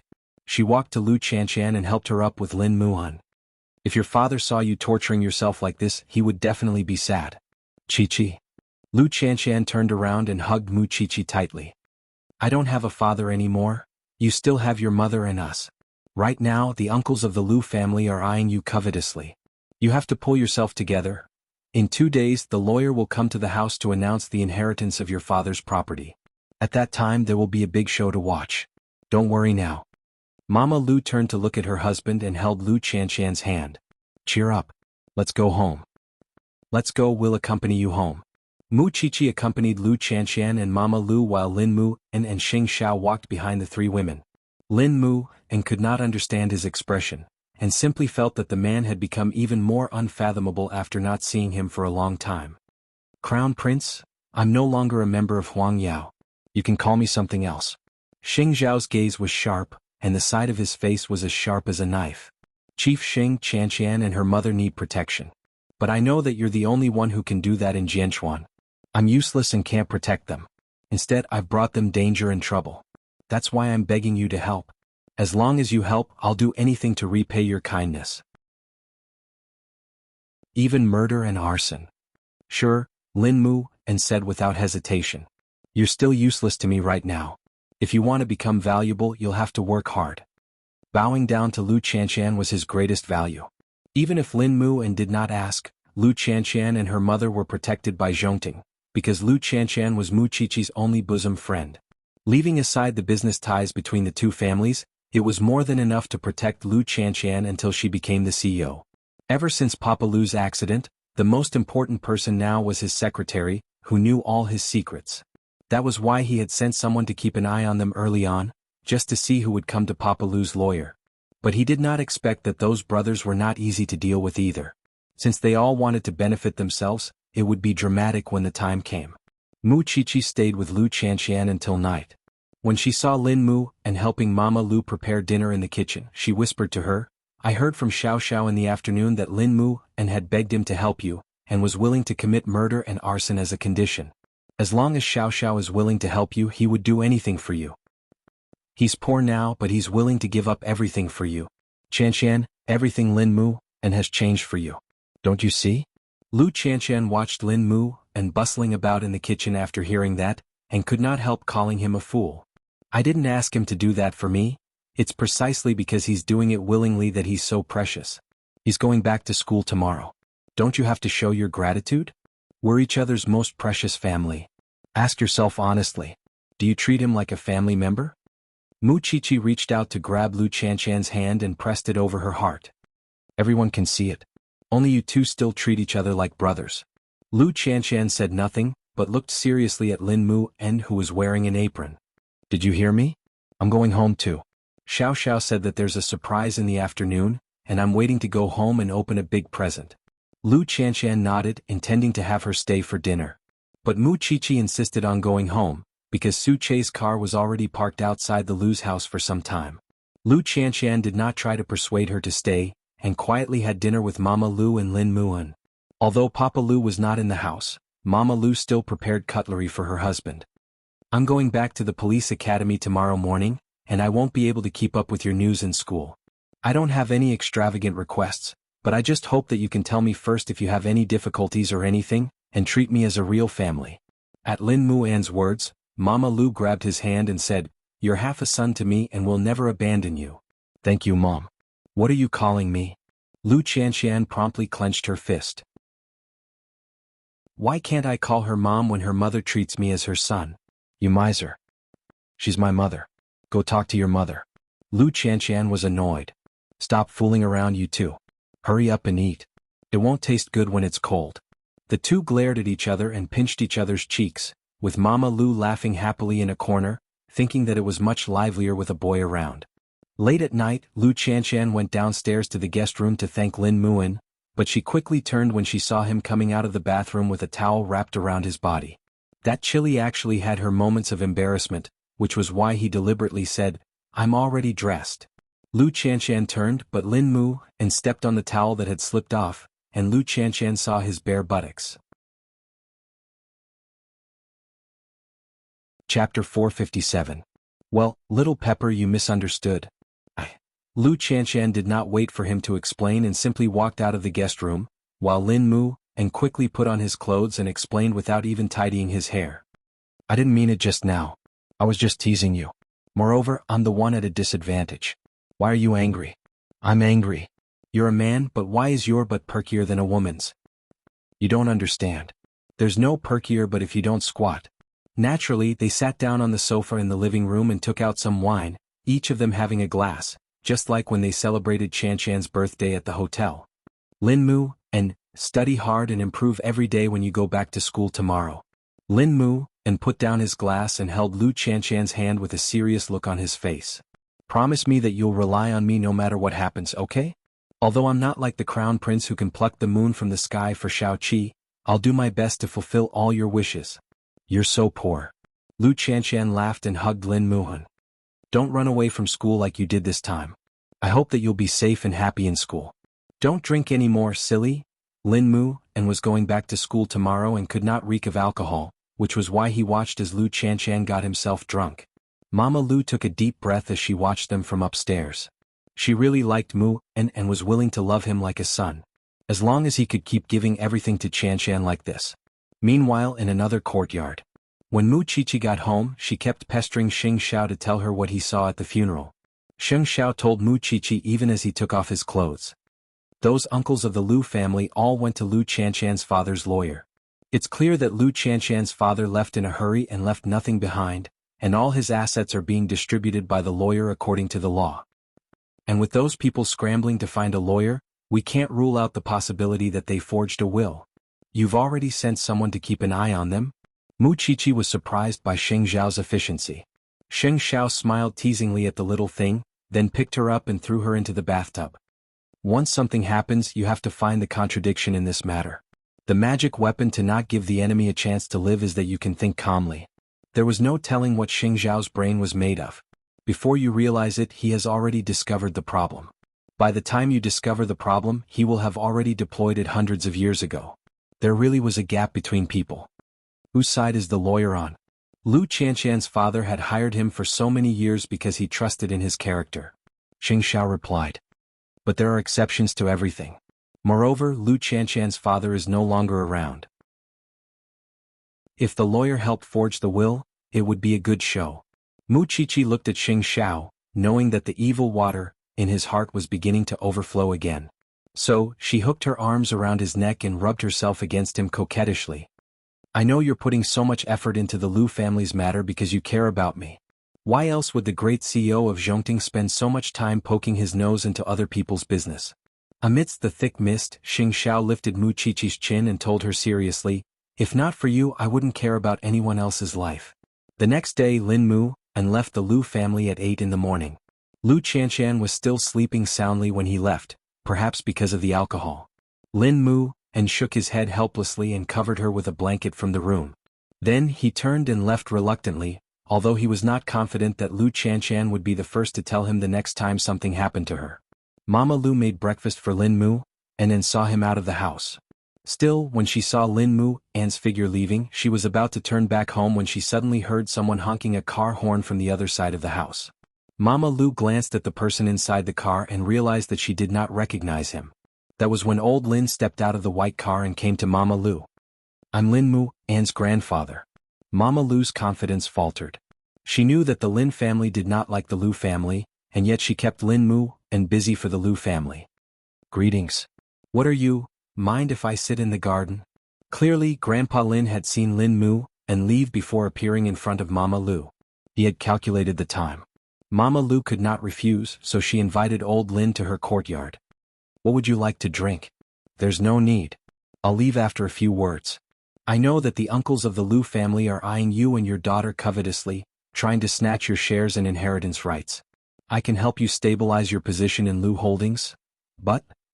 Mama Lu guessed that the old man must have a condition for bringing that up. "But your daughter must completely cut off all contact with my grandson. He is the only grandson of the Lin family, and now instead of being a young master, he has become a cop and learned how to fight. As a grandfather, I can't stand it. If I help you stabilize Lu Holdings and you help me get my grandson back to the Lin family, would you agree to this deal?" Mama Lu was already prepared for old Lin to say something like that, but, "Old mister, I thank you for your intention to help me and my daughter, but I don't think we need it. I don't quite understand. I just want my grandson back and the Lu family would get what they want. Why can't you agree to such a simple deal?" Old Lin questioned Mama Lu. "Or is it that the Lu family is still trying to use the marriage with the Lin family? I just don't want to go against my daughter's wishes and do anything she doesn't want to do." Mama Lu answered old Master Lin sincerely, "You can help me or make things difficult for me, but I won't make a decision for my daughter because she's also an independent person. This is the dignity I'm giving her. You should know that by rejecting me today you might be rejecting your only chance to win." Old Lin did not say much to Mama Lu and rose from his chair. "The Lin family will never marry a second-hand good into our family. The Lin family is pure and clean, and we don't want any stain." Mama Lu was a little angry when she heard that. After all, everyone was protective of their children. It seems that Elder Lin is not as open-minded as the young Muan. It's easy for one to develop the habit of being the best in the world at his age. I only hope that Elder Lin will not have any regrets in this life. Please leave.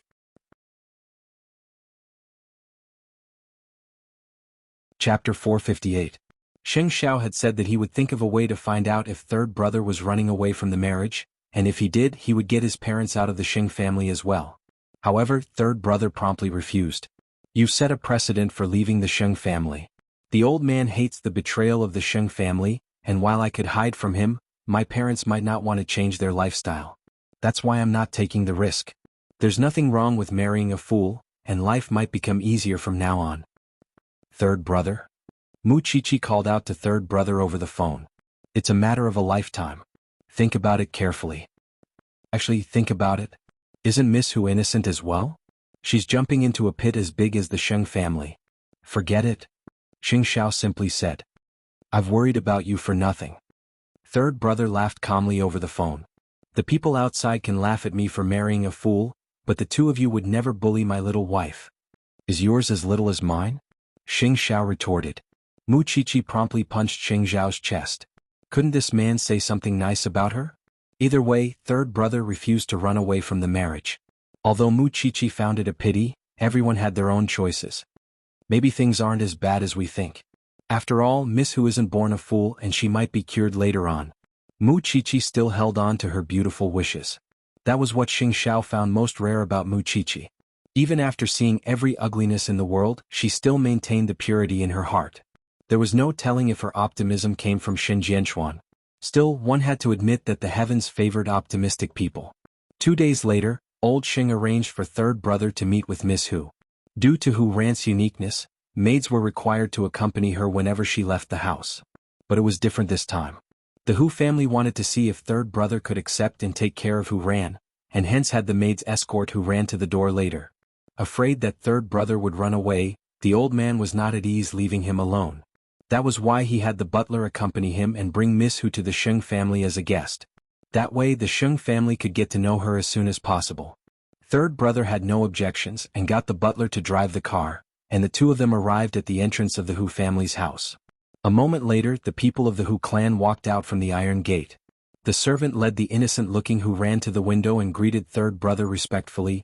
"Third young master, please take care of our young mistress. She doesn't have any taboos and she would express herself if she doesn't like it." After all, no matter how weak he was, he still had the intelligence of an 11-year-old, not a few years old.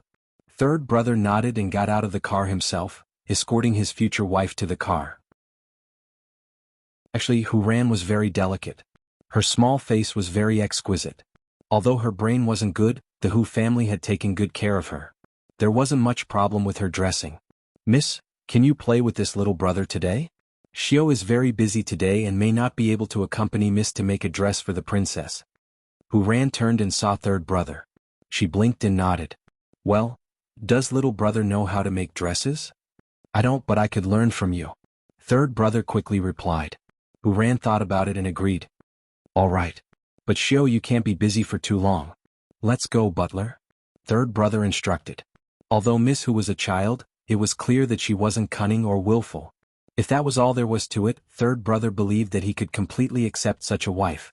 The butler watched them from the rearview mirror. To tell the truth, he felt that it was a pity for third brother.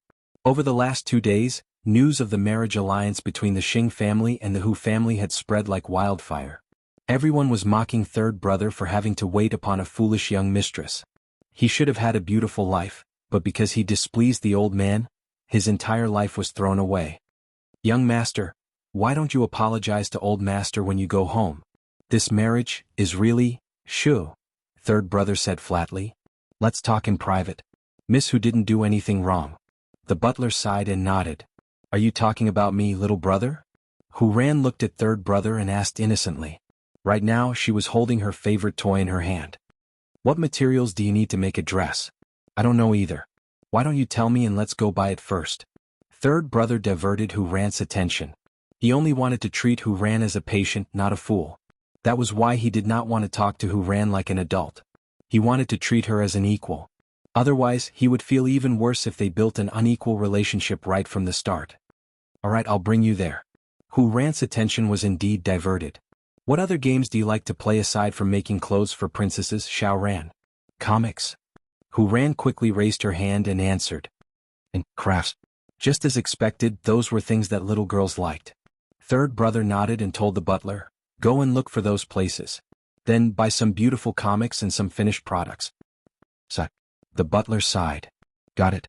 Forget it. I'll pick them myself when we get there."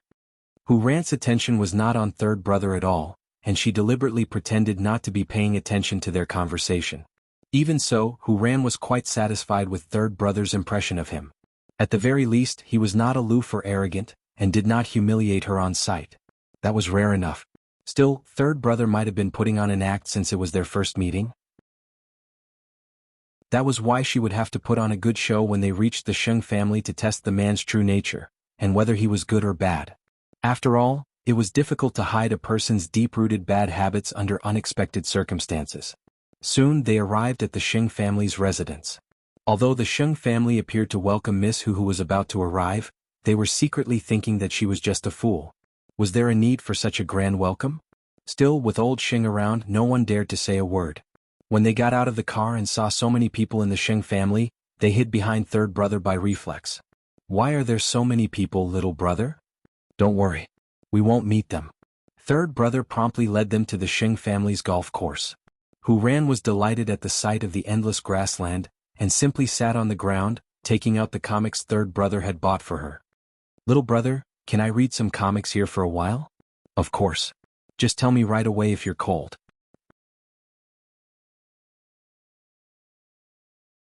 Chapter 459. Second sister-in-law, look at Miss Hu's silly face. Sixth brother whispered from behind. She really feels sorry for third brother. Gu Xiling looked at Hu Ran.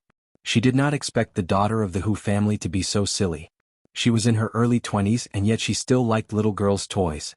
It was likely that third brother's duty from now on would be to take care of the little girl. Third brother said nothing and simply walked up to the old man. Miss Hu is afraid of strangers, so you don't have to wait here. Just do what you have to do. The old man gave him a meaningful look and asked, "Are you sure you can take care of a girl like that?" "Whether I'm willing or not, I don't seem to have a say in this matter."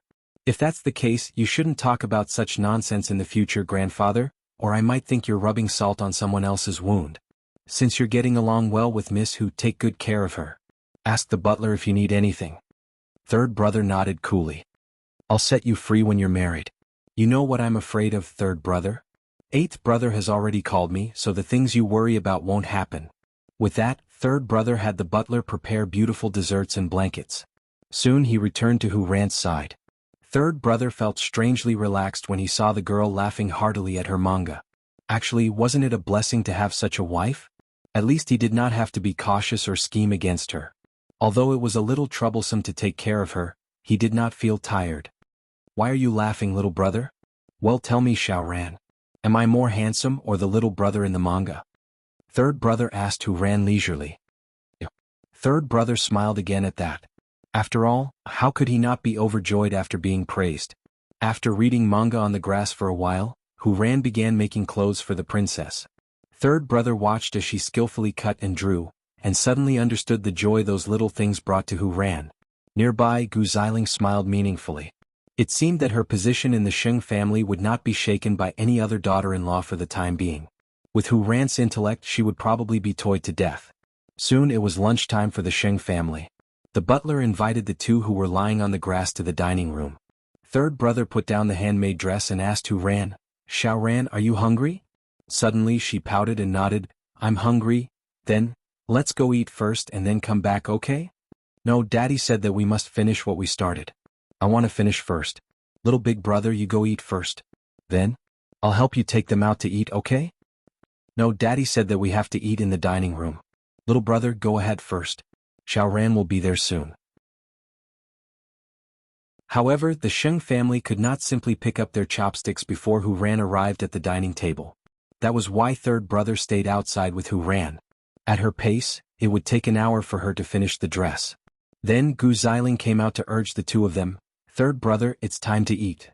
You guys eat. Leave it for us." Third brother said directly, "The whole family is waiting for you. You should be considerate of your family. Moreover, you shouldn't accommodate Miss Hu in her current situation. Children are easy to coax and I'll do it if you can't." At Gu Xiling's words, third brother rose from the grass and gestured for Gu Xiling to give it a try.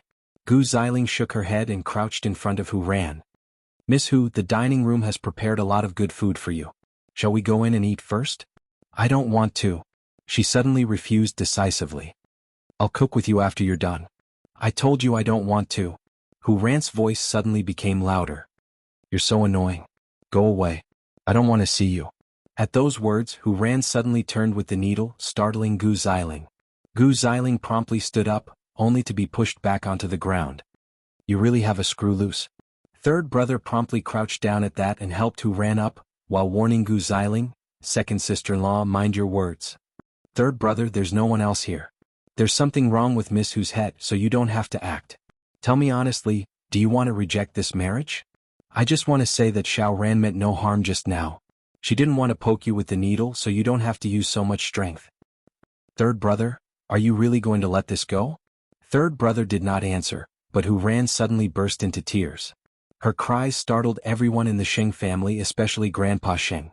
At that, Gu Xiling quickly told third brother, "Don't talk nonsense to grandfather." "What happened?" The old man promptly asked third brother. "Did you bully Miss Hu?" "It's not, little brother. That woman pushed me." Hu Ran yelled at the old man, pointing at Gu Xiling. "It's not that, grandfather. Miss Hu tried to poke me with the needle just now, but I only came to ask them to eat. I meant no harm and it was a natural reaction.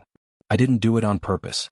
I just hoped that second sister-in-law would speak with propriety in the future and not do anything that would tarnish your status." With those words, third brother helped Hu Ran up and said softly, Come inside with little brother and wash your face, alright? You'll look like a clown if you keep crying. Okay. Hu Ran nodded. It was only after the two had left that the old man told Gu Xiling, Miss Hu is certainly lacking in the head, but you shouldn't have been so obvious. Wouldn't the Sheng family be shamed if she told mom and dad about it? Grandfather, I really didn't do it on purpose. Be careful next time. Why would I hold a grudge against a retard? Gu Xiling said, forcing herself to swallow the word retard. The old man turned to glare at her, instructing her carefully, when Miss Hu marries into the Sheng family, you have to set a good example as second sister-in-law and take good care of her. Yes, grandfather. In truth, Gu Xiling was implying that she should take care of a retard? Maybe in her next life.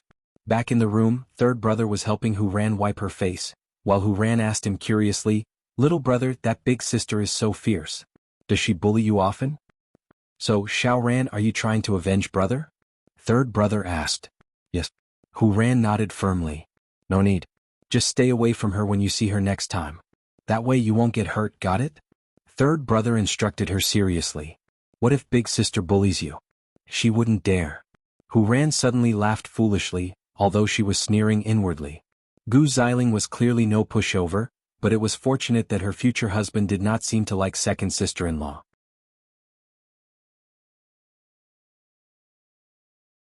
Chapter 460. For Xiao Ran's safety, don't bother that big sister when we get out, alright? But, what if she does? Hu Ran asked innocently. Then tell me. I'll protect you. Hu Ran clapped and cheered at his words. You're a good man, big brother. It was not that he wanted to be a good man, but he had no other choice. Well, how about Xiao Ran marry big brother and be his wife? Wife? Does that mean wife, mom? Third brother put down the towel and put his hands on either side of Hu Ran's body. Actually, there's nothing good about marrying me. I don't have much say in this family, and you might be bullied by second sister-in-law in a place where I can't see. Hit her back, big brother. Hit whoever bullies you. Third brother chuckled and carried Hu Ran down from the sink. It was clearly their first meeting, but he was very patient with her. In fact, it was just like how a brother would treat his sister. Alright, let's go out for dinner. Hu Ran nodded and took third brother's hand on her own like a child seeking safety. Third brother held her slender right hand, feeling that it was cold and did not have any body temperature. When they returned to the Sheng family's dining room, the Sheng family were all sitting upright. Xiao Ran, come and eat, said Grandpa Sheng kindly. Hu Ran looked at Gu Xiling warily, and threw a childish tantrum, pointing at Gu Xiling and telling everyone, she pushed me just now. I don't want to see her. Old Sheng turned to Gu Xiling, who could only rise from her chair. You guys eat then. In fact, Gu Xiling's lungs were about to explode in anger where no one else could see. Old Sheng was actually making her disappear from the dining table because of that retard? After all, she had been treated the same way before she married into the Sheng family. Why did everything change now that she was a Sheng? Still, there was plenty of time. Since Miss Hu's brain was not working, she would have the chance to take revenge in the future. After lunch, third brother brought Hu Ran back to the grass, and the two sat on the ground to finish the rest of the dress. Hu Ran had a great day but was naturally very tired. When third brother sent Hu Ran home, it was already 8 o'clock at night.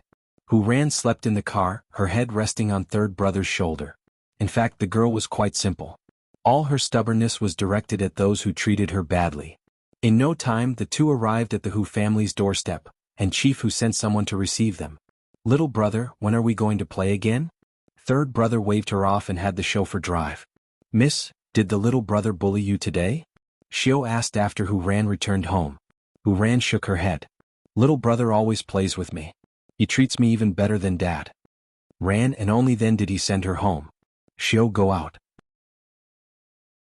I'm going to take a bath. After entering the bathroom, Hu Ran no longer needed anyone to accompany her, so she sent Xiao out. It was only when the door to her room was closed that she relaxed and lay down in the bathtub. It seemed that her fiancé was very reluctant about the marriage, and simply had his life interfered with by his elders. Of course, most people would think a man useless if he could not make his own decisions. Even so, Hu Ran was aware of the Sheng family's situation. The crown prince, Xing Xiao, had spent a lot of effort to free himself from the Sheng family. That was why the common folk could only resign themselves to fate. Moreover, the third young master of the Sheng family did not speak ill of her even if he was reluctant. Even when no one was around, he did not humiliate her, and was considered a gentleman. That was why she was a little less worried about the marriage. At the very least, she had to escape from the dragon's pool to stay alive. She was wary of the second sister-in-law of the Sheng family and her vicious stepmother, but she was not afraid of a rich young lady like Gu Xiling. Was there anything more chilling than a stepmother trying to kill you over and over again? I can only say, third young master, please take care of me in the future. The fact that Hu Ran was determined to play dumb proved how cruel she was to herself. Still, the advantage of that was that she stopped her father from obeying her stepmother in everything. As long as her stepmother wanted something, Hu Ran would cry and throw a tantrum and her father would be afraid. Soon, third brother returned to the Xing residence, and was greeted by Gu Xiling, who had a sour look on her face. I'm afraid the Sheng family would only get more lively in the future. They would marry a fool and build a children's playground. Third brother was very tired and did not intend to talk to Gu Xiling. However, Gu Xiling blocked his way. Third brother, I really didn't know that you have such tender feelings for the fairer sex. You're a dignified daughter of a wealthy family. Why are you humiliating someone who's been injured? Gu Xiling hugged herself and answered, third brother, because I hate being around retarded people. Then you should go to grandfather. With that, third brother walked past Gu Xiling and returned to his room. However, Muchichi's phone call came just as he lay down on his bed. How is it, third brother? Did you see Miss Hu today? Yes. It's not that bad, but it's not that good either. Third brother replied. I've never tried it before, and there might be a lot of things to worry about living with someone like that. Is it because Miss Hu is being stubborn? The family who chose her and then called her retarded, and insulted her with all their words. Muchichi really did not understand. Was the old man in charge of fishing? Was he going to ignore the fish when they came ashore? Do you regret it now? Third brother thought about Hu Ran's face. It was not that bad, but she would definitely be humiliated by the Sheng family when she married into the Sheng family. I feel guilty. Let's just take it one step at a time. Actually, third brother, I have a feeling that Miss Hu's head would recover. Third brother laughed at that. Whatever. He would take good care of Hu Ran when she was here, and live his own life when she was not. With that thought, he felt much more at ease. When Shin Kai returned home that night, he found his wife in his room and asked her, "Did you see Miss Hu?" "I did. She's really scary. I wonder why grandfather is torturing third brother. Are you sure she's retarded?"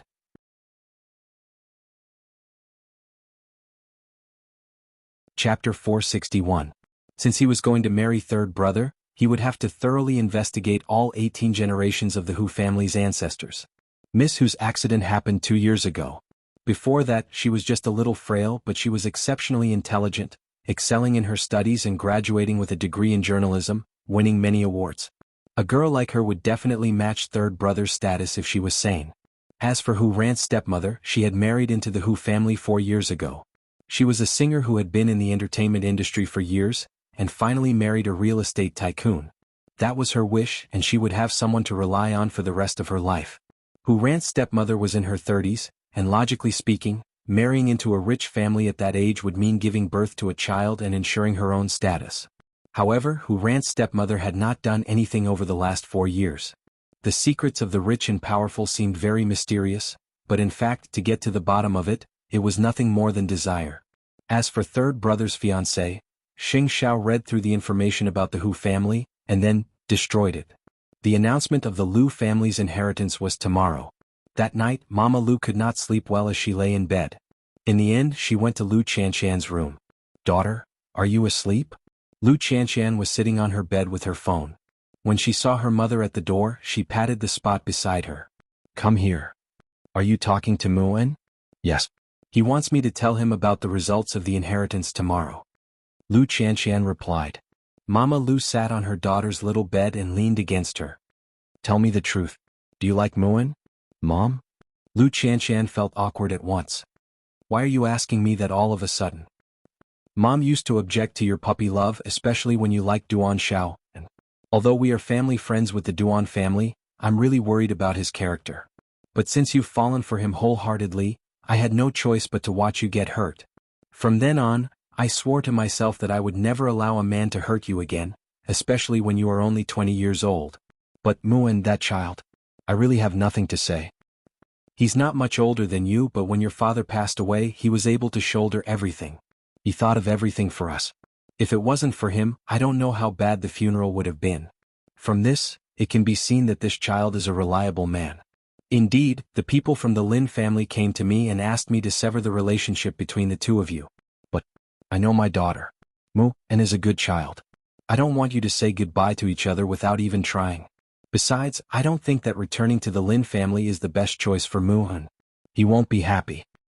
So, if you really like each other, I can help you.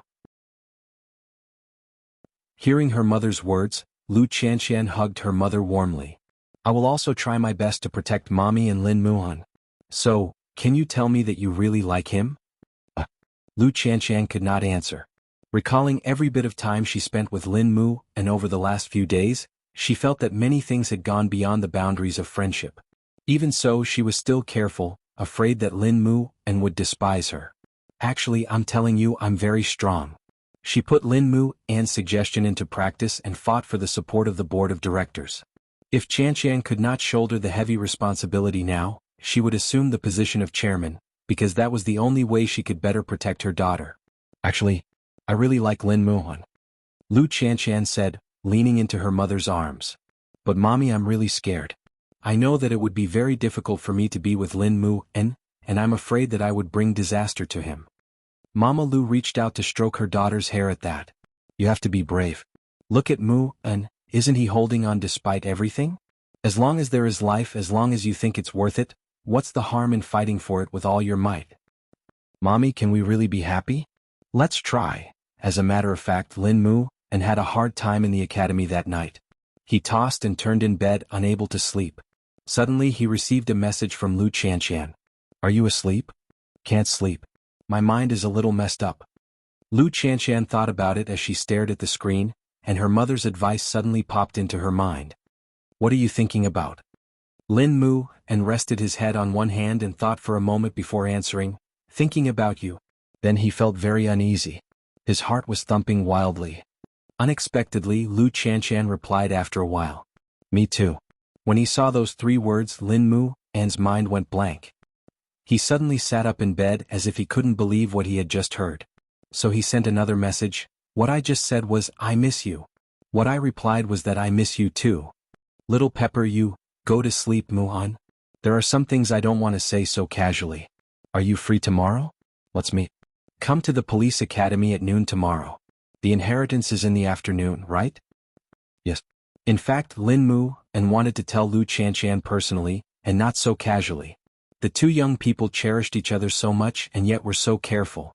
In the past, they had been able to hide their feelings for each other and remain friends.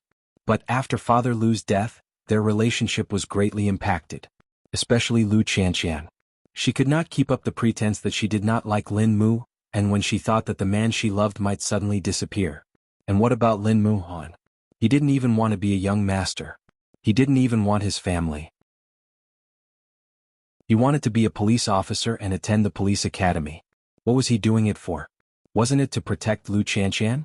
Over the last few days, when he saw how fragile Lu Qianqian was, he wished that he was the one going through it all. Even if he did not say it now, he might not be able to hide it for long. Tomorrow? Lin Mu-en closed his eyes, holding his phone. There was no telling if the little Pepper would back down at the last minute. In fact, he had already made up his mind that as long as Lu Qianqian did not give up, he would risk his life to protect their relationship. He was confident that he could stay by Lu Qianqian's side through every obstacle in this world. Old Lin would never know or understand that he was trying so hard to stop them, but he was actually trying to bring the hearts of the two young people closer. Chapter 462. Late at night, Xing Xiao was still in his study. Mu Qiqi came out of the shower and did not see anyone, so she wrapped herself in a bathrobe and went to the study. Seeing that Xing Xiao was still on the phone, she quietly hugged him from behind and rubbed herself against his back with her sweet scent. Xing Xiao caught her moving little hand with one hand while holding the phone steady. That's the arrangement for tomorrow. You can adapt to whatever the Lu family wants to do. Mu Qiqi heard that it was about the Lu family, and waited for him to hang up before she said, You're not sleeping so late just to help me settle the matter with the Lu family? From a businessman's point of view, tomorrow is also an investment. I'm helping the Lu family now in the hope that they can pay me accordingly. Xing Xiao said, pulling her to him and hugging her. You're really a cunning businessman. But is the Lu family's matter not a problem? Problem? Xing Xiao chuckled. Even if there are 10 more Lu families, I can still crush them, let alone a few troublemaking shareholders. Knowing her man's ability, Mu Chichi tugged at his sleeves in relief. If that's the case, let's rest. Lifting the little one's chin, Xing Xiao smiled faintly. You want it? No, it's my period. Remembering the date, it was indeed in the next few days. Xing Xiao let Mu Chichi go and waited until they were lying on the bed. Only then did he reach out his warm hand to massage Mu Chichi's lower abdomen. Thanks to Fifth Aunt's help, Mu Chichi rarely had problems with her period. She almost never had any menstrual cramps or migraines. Of course, that was because the man beside her was so considerate and meticulous even in her life. Xiao Xiao, you're a CEO. Don't you think it's beneath your dignity to do something like that for a girl? Who are you to me? Xing Xiao asked in return. Woman. You ungrateful thing. What if I did that to someone else? Could he just throw her on the moon? It was only because it was this little one that he was so willing to dote on and pamper her. But even though I know you're powerful, I still want to do something for you. After Xing Xiao heard that, he stopped massaging her with his right hand and hugged her tightly. You being alive like this is the greatest contribution you can make to me. I can still contribute to you in other ways. Puzzled, Xing Xiao was about to ask, but the little thing had already moved, its body squirming agilely. Xing Xiao felt his entire body tense. Where did this thing learn that from? But it had to be said that it was very useful for men. After a night of trepidation, Lin Mu and then Lin Mu, and finally made it through this extremely long night. Lu Qianshan got up early in the morning and dressed herself up, which made Mama Lu smile in relief. Are you going to see Muan? Mommy, I'll come back after lunch with Lin Muan. I won't miss the big event in the afternoon. Don't worry, go and explain things to Muan. Lu Qianshan nodded. In fact, she was very worried that something like that would happen in novels or television dramas. She just wanted to tell Lin Mu, and how she felt now. Lu Qianshan nodded. Little brain, don't think too much. Lu Qianshan nodded and hugged her mother. Mommy, I'll work hard to protect the Lu family with you and look after Daddy's business. Say hi to Mu and for Mommy. On the other hand, Lin Mu, and wasn't any better. After the morning class, he started thinking and guessing if little Chili Pepper would come to meet him at noon. His roommates and the transfer student noticed his lack of concentration. Once lunchtime came, Lin Mu, and went to the dormitory to change his clothes. The dark blue turtleneck sweater really looked good on him. His roommates could not help laughing at him. Are you going to see little sister-in-law? Lin Mu, and actually nodded shyly, which was rare. Oh, I'm so jealous. Smiling, Lin Mu, and left the dormitory and saw the transfer student at the school gates. He was dressed like that, perhaps he was going to see that worn shoe again. You don't mind if someone else sleeps with you? Lin Mu An's expression was one of anticipation, but when he heard the transfer student's words, he stopped in his tracks and replied, People like you won't understand. I just don't believe that you don't mind. The quality of a person's soul doesn't depend on how many men she has been with. Isn't someone like you who hasn't been with a man ugly too? That's why you would never understand. Love can wash away all impurities and can tolerate all the past. I know she's worth it, but you don't need to understand because you wouldn't. With those words, Lin Mu, and strode towards the place where he would meet Lu Qianshan. He had thought that he was early. He was also worried that little Pepper would really show up. But when he saw Lu Qianshan standing by the car door of his house, he was relieved. Little Pepper had actually come for lunch. Lin Mu, and walked up to Lu Qianshan, who reached out and hugged him. I missed you too. Lin Mu, and was stunned and suddenly felt the urge to cry. You mean, last night and this morning I also missed you. Lin Mu, and reached out and hugged Lu Qianshan back, and they clung to each other tightly. Do you know? On the way here, I thought of countless possibilities. I even thought that I might not be able to see you and that I wouldn't be able to say what I wanted to say to you. Even just now, when I saw you with that transfer student, I immediately thought of many things. However, when I saw you walking towards me without any hesitation, I knew that you would definitely let me see you. Silly. Give us more trust, all right? Lin Mu, and gently pushed Lu Qianshan away and looked at her tenderly. Do you want me to be your boyfriend? Not a good friend, but the kind who would sleep with you and have children. You really don't despise me? Why would I despise you? Lin Mu, and nudged her head. Did you kill someone or set a fire? Although I used to think like a young master, I never looked down on you from the bottom of my heart. You must have confidence, my little Pepper. You are just and kind, filial and brave, and you would be the CEO of a large corporation in the future. How could I despise you? Lu Chanchan smiled with reddened eyes. Linmu, and you're so good that I'm scared. I'm afraid that the heavens would take back their love. As long as I don't die, I will always be by your side. Chapter 463. In my heart, you are already more than a friend, boyfriend, or family. To me, the two most important people in my life right now are you and Mommy. At that, Lu Chanchan held Linmu An's hand. If I did wrong in the first half of my life, I am willing to atone for it, because I want to give all my love to all of you. Linmu, and I don't just like you. I do love you. Linmu An's eyes reddened at that. My little pepper has finally matured. I love you too, to the point where I could ignore everything.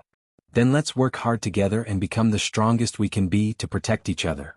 Linmu An nodded, and finally lowered his head to kiss her thin lips that were almost trembling. It did not matter how many difficulties or obstacles there were in the future. What was important was their resolve to be together. Although the confession came a little late, it was not too late. Moreover, Mama Lu had long since thought of Linmu An as the best son-in-law in her heart. It was fine if the Lin family disagreed, but she would try to change the Lu family's prejudice in the eyes of the Lin family. If these two good children couldn't be together, then God would be too unfair. Both of them stood at the gates of the school, having said the most important words of their lives. Then they hugged each other for a long time, unwilling to let go. Even if there were many rumors in the school, they did not care. It was only when it was almost time that Linmu An released Lu Chanchan. The lawyer is almost here. It's about time to go back. All right. Hurry up and have dinner. We'll talk again tonight. Linmu An lowered his head to kiss Lu Chanchan, and was only satisfied then. They were lovers from now on. For his lover, he must shoulder the responsibility of fighting against the Lin family, and become stronger. That was why he could not be willful. Moreover, before the Lu family's lawyer arrived, he called Xing Xiao. Crown Prince, what is it? Please help me build my career. You would definitely receive an unexpected reward when the time comes. Since he had already invested in the Lu family, would he mind investing in one more talent? You really trust me? Xing Xiao smiled. A fine bird nests on a tree. I believe that Zhongting needs the support of various factions. You have a military background now, but the military and the police are two different systems. It's easy for me to get a police background. I don't need to train a student. But don't you think that a partner who will never betray you is more valuable? Xing Xiao smiled when he heard that. You've successfully convinced me, but I'm not doing it for your ability. I'm doing it for your courage and ambition. You can tell Su Che what you want. He'll convey your wishes to me in time. Right now, I have something that I need your help with. Your request sure came quickly. Still, as Linmu An had said, Xing Xiao found the whole thing quite interesting. He was curious as to how much effort Linmu An would put in to become stronger. Linmu An's current goal was simple. He wanted the Lin family to be unable to interfere in the matters between him and the Lu family. He could do it with Xing Xiao's help. Although he might be scheming and shrewd in the future, that was the path that a man had to take in order to protect a woman. And the first thing he had to do now was to get the transfer student out of his sight. His little pepper was very uncomfortable with her presence, and since she had ulterior motives in the first place, Xing Xiao had even less to worry about. Of course, it was a secret between men, and Xing Xiao would not tell anyone about it, not even Xiao Qia. At the very least, he would wait until the melon was ripe. When Lu Chanchan reached home, the Lu family's uncles were already there. Everyone was in the living room, and only the lawyer had not arrived. Mama Lu's expression was very calm, and no one could tell that she was panicking at all. After all, she had to keep these monsters in check, or she could not guarantee that they would not directly eat her and her daughter into their stomachs. Mommy? Mama Lu rose to greet her daughter when she saw that Lu Chanchan had arrived. How did it go with Muan? Don't worry. Your son-in-law won't run away. Lu Chanchan replied with a smile. Of course, since he was her son-in-law, it meant that the two of them had opened up their relationship and decided to be together officially. Mama Lu would have to be even stronger for the family. Don't say anything when the lawyer comes. Just play it by ear. Is there any outside help today? Mama Lu winked at her. Of course, she had to inform them beforehand, or how could she watch the show later? Meanwhile, Linmu An's afternoon training was about to begin. His roommates were all laughing at him. Bro Lin, why are you and sister-in-law acting like it's your first time together? Hugging for so long in the middle of the afternoon, the whole school knows about it. You don't know. That transfer student's eyes were glued to it. Hugging and kissing, it's sensational. Lin Mu, and glanced at the transfer student. If Sheng Xiao acted quickly enough, that person would be gone from the police academy before tomorrow. Asterisk asterisk asterisk, that's your sister-in-law. You must respect her. We were respectful before too. The others laughed. I mean, respect her from the bottom of your heart. If you think she's just... I don't think we need to be friends. Bro Lin, we all think she's fine. What day and age are we living in? Do girls still have to follow the 3 virtues and be drowned in a pig cage? As long as there's nothing wrong with her character, I think her soul is more beautiful than anything else. Lin Mu, and could not help smiling at that. If the Lin family could understand his feelings that way, he and his family would not have ended up like this. It was a difficult choice between family and lover since ancient times. If one side must be betrayed, it would depend on whether the other was worth it. And his little chili was the best. Soon, Papa Lu's lawyer arrived at the Lu family's house. He took out some documents and sat down on the sofa as he faced the Lu family.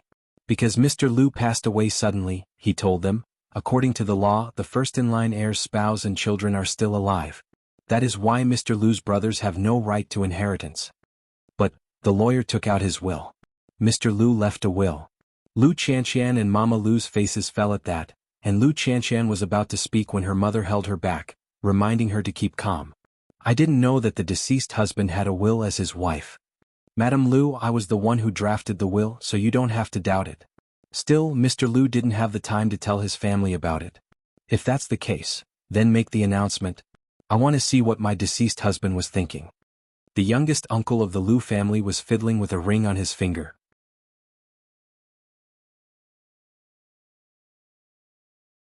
Chapter 464.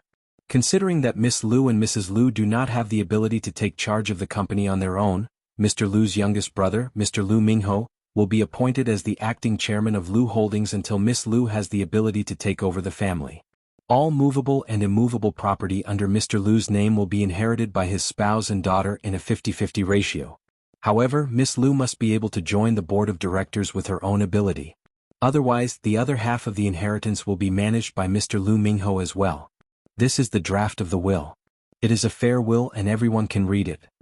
The lawyer passed the information after he finished explaining the contents of the will. Of course, the other brothers of Lu Holdings were not convinced by the result. Since when did Big Brother favor me? Why didn't I know about this? Don't be so sour, second brother. Don't you think that apart from Big Brother, I've contributed more to Lu Holdings over the years than all of you? I don't believe that Big Brother is that stupid. It's one thing to make you the acting chairman, but there's also the other 50% of shares that belongs to Qianqian. Big Brother wants Qianqian to join the board of directors with her own ability, but if you become chairman and Qianqian can never join the board of directors, wouldn't the other half of Big Brother's inheritance become your private property? I agree. I don't believe that Big Brother wrote this will. The other brothers of the Lu family were competing to express their opinions. I can't do anything if you don't believe it. After all, this is Big Brother's will. The youngest uncle of the Lu family was calm and composed as he sat on the sofa. Whether you are willing or not, the lawyer will distribute the inheritance according to this will. I'm sorry, but I can't do anything because you love me so much. Mama Lu finally spoke after listening to the argument of the brothers and asked the lawyer, what would happen if Qianqian gives up the 50% inheritance? In that case, Mr. Lu Mingho will rightfully inherit 50% of the inheritance. Then let me put it this way. Assuming that this will is real, I will receive 50% of the inheritance. Together with my original shares, I hold 21% of the company's shares, and little brother holds 27%. In other words, I am still the biggest shareholder in the company. Is that correct? Mama Lu continued to ask the lawyer. That's right. The lawyer nodded. You said that my husband's will is for little brother to temporarily take over as chairman of Lu Holdings. I have no opinion about that. Sister-in-law, how did you? Mama Lu reached out to stop them from talking. After youngest Uncle Lu heard this, he smiled. It seems that eldest sister-in-law is the most sensible one and believes in the authenticity of the will. Moreover, to be honest, both of you have never managed a company before. You might as well stay at home and enjoy life. Isn't that better? Moreover, when Qianqian's successor training is completed, I will naturally let her enter the board of directors and let her inherit Big Brother's will. Are you afraid that I will embezzle the inheritance? Father dotes on me so much. How could he let you, who has wild ambitions, manage the estate? Are you kidding me? Lu Qianshan glanced at the youngest uncle of the Lu family. But the will is written in black and white. The law is fair. Are you not going to execute it? Execute. Mama Lu gave the final word. That's good. However, after meeting my late husband's lawyer, you should also meet me. After saying that, Mama Lu made a phone call and said, "Come in." Then she looked at everyone solemnly and calmly. None of them knew what she was up to, while the youngest uncle of the Lu family sneered. He did not believe that a woman could overturn the heavens. The will had already been announced. Soon, Mama Lu's lawyer team entered the Lu family's residence. After glancing at everyone present, they listened to the contents of the will again. Seeing that her lawyer was already in place, Mama Lu said, "Since my late husband is so stubborn that he would make the youngest of the Lu family the acting chairman and threaten and restrain my daughter's life, I might as well go all the way. Since I own the most shares of Lu Holdings, I would transfer them to Xing Xiao, the CEO of Zhongting. Lu Holdings would become a subsidiary of Zhongting. When that happens, with Chief Sheng's ability, would he still need you to be the acting chairman?" Mama Lu sneered. "With this money, my daughter and I would not have to worry about our lives in the future and have nothing to do with Lu Holdings. It's the best of both worlds." The youngest of the Lu family and Papa Lu's secretary were stunned at that. "Madam Lu, what? Did my late husband stipulate that I can only get 50% of the shares with certain conditions? That's not it." Then cut the nonsense. If youngest uncle of the Lu family wants to be the acting chairman, you should transfer the shares when you handle the distribution of the estate so that I don't have to do it myself. Zhongting would have professionals handle the rest. You know Zhongting, don't you? I'm not going to investigate the authenticity of the will, and Qianshan doesn't have to fight for a seat on the board of directors. What's the point? Selling the shares would be the end of it. After all, who would be willing to hand over the company's shares and lose their autonomy? The youngest uncle of the Lu family was stunned at that, because he never thought that Mama Lu would have such a trick up her sleeve. "Sister-in-law, you don't have to be so ruthless even if you want to oppose me, do you?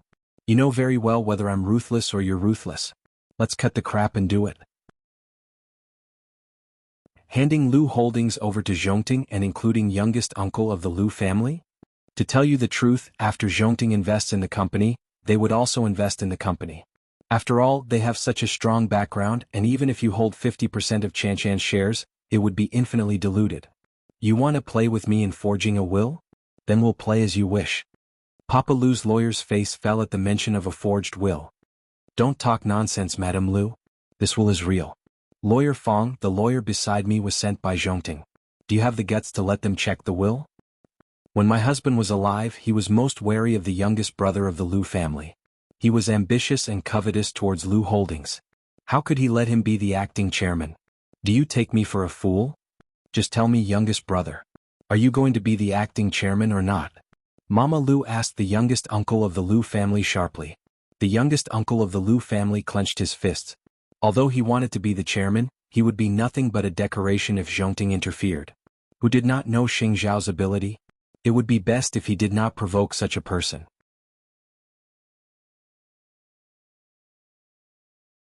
Chapter 465. Maintaining the status quo was the smartest thing to do, especially when Lu Qianshan became the new person in charge of Lu Holdings.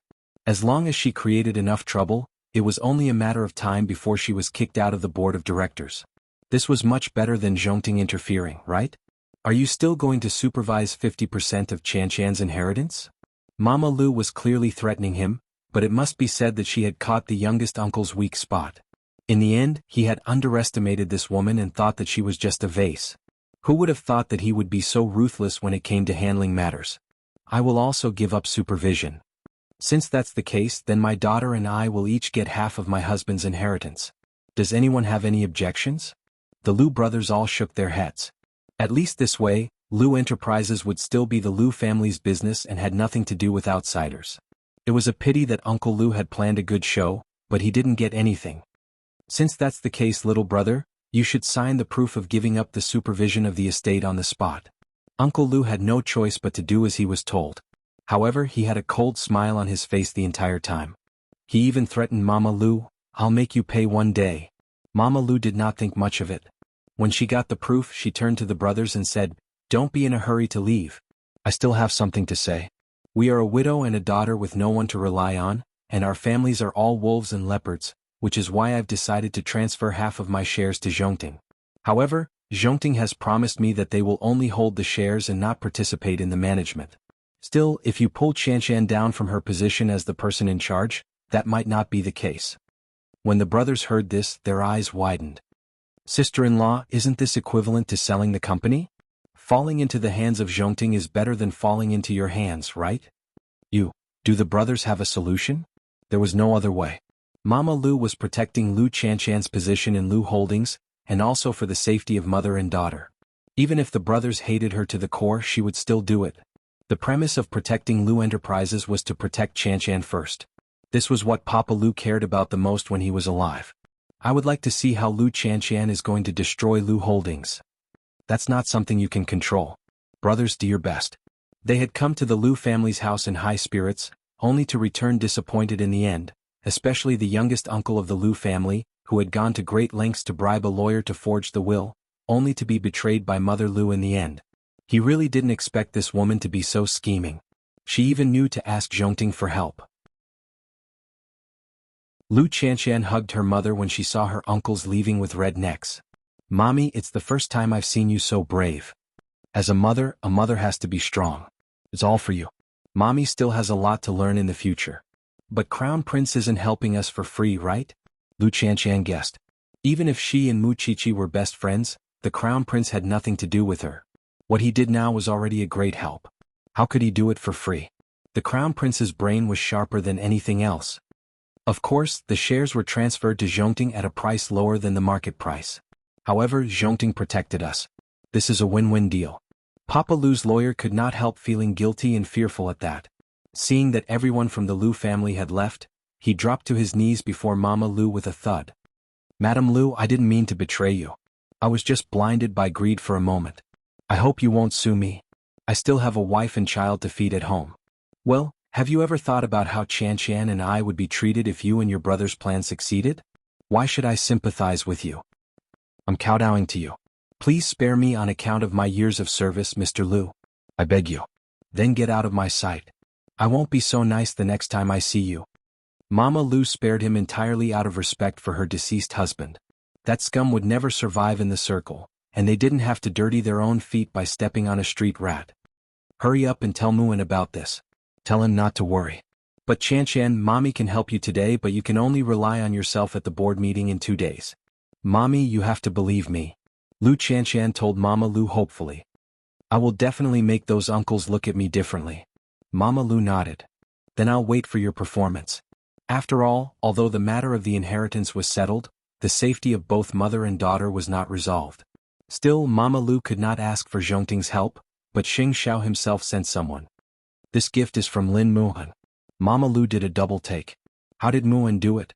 After Lu Qianshan returned to her room, she lay on her bed and told Lin Mu and about the soul-stirring events of the afternoon. Although it was dangerous, it was fortunate that the matter was resolved smoothly. Lin Mu and read the message after class and called Lu Qianshan back. I have half a day this weekend. Let's have a meal with the Crown Prince and Mu Qiqi as thanks. Are you satisfied with your boyfriend's arrangement? I think so too. And I still find it unreal even now. Whether it was what happened between you and me in the afternoon or the inheritance, I find it unbelievable. Don't let your imagination run wild. Mu Qiqi and the others don't know that we're together. We'll tell her when the time comes. What did Xing Xiao not know? That silly girl. If Xing Xiao didn't know, how did she lend him people to protect them? After that, they hung up and Lin Muan's roommate reminded Lin Muan, I heard that the transfer student is going back to her old school. You won't have anyone pestering you anymore, Brother Lin? There's no telling if she found her conscience or some other reason, but whatever the case, it's good that she's gone. Lin Mu and said nothing and merely sighed inwardly. Xing Xiao's speed was truly unmatched. On the other hand, Xing Xiao had found more information about Miss Hu, studying her habits and hobbies. She was a girl who liked reading manga, crafts, and arranging flowers, and had the IQ of an 11-year-old. On the surface there was nothing wrong with her. But what about reality? Hu Ran could fool normal people, but she could not fool Xing Xiao's eyes. Still, he had to try to know everything, and only then could he prove his suspicions. With that thought, Xiao Qier entered the study with a human anatomy chart, and frowned when she found him studying Hu Ran's information. Is there a problem with Miss Hu?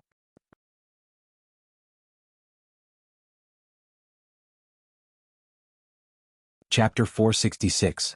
Xing Xiao waved at Mu Qiqi. After she was in his arms, he pointed at the documents with his chin and asked Mu Qiqi, "Under normal circumstances, it's difficult for children to focus their attention. So whatever they like will be short-lived.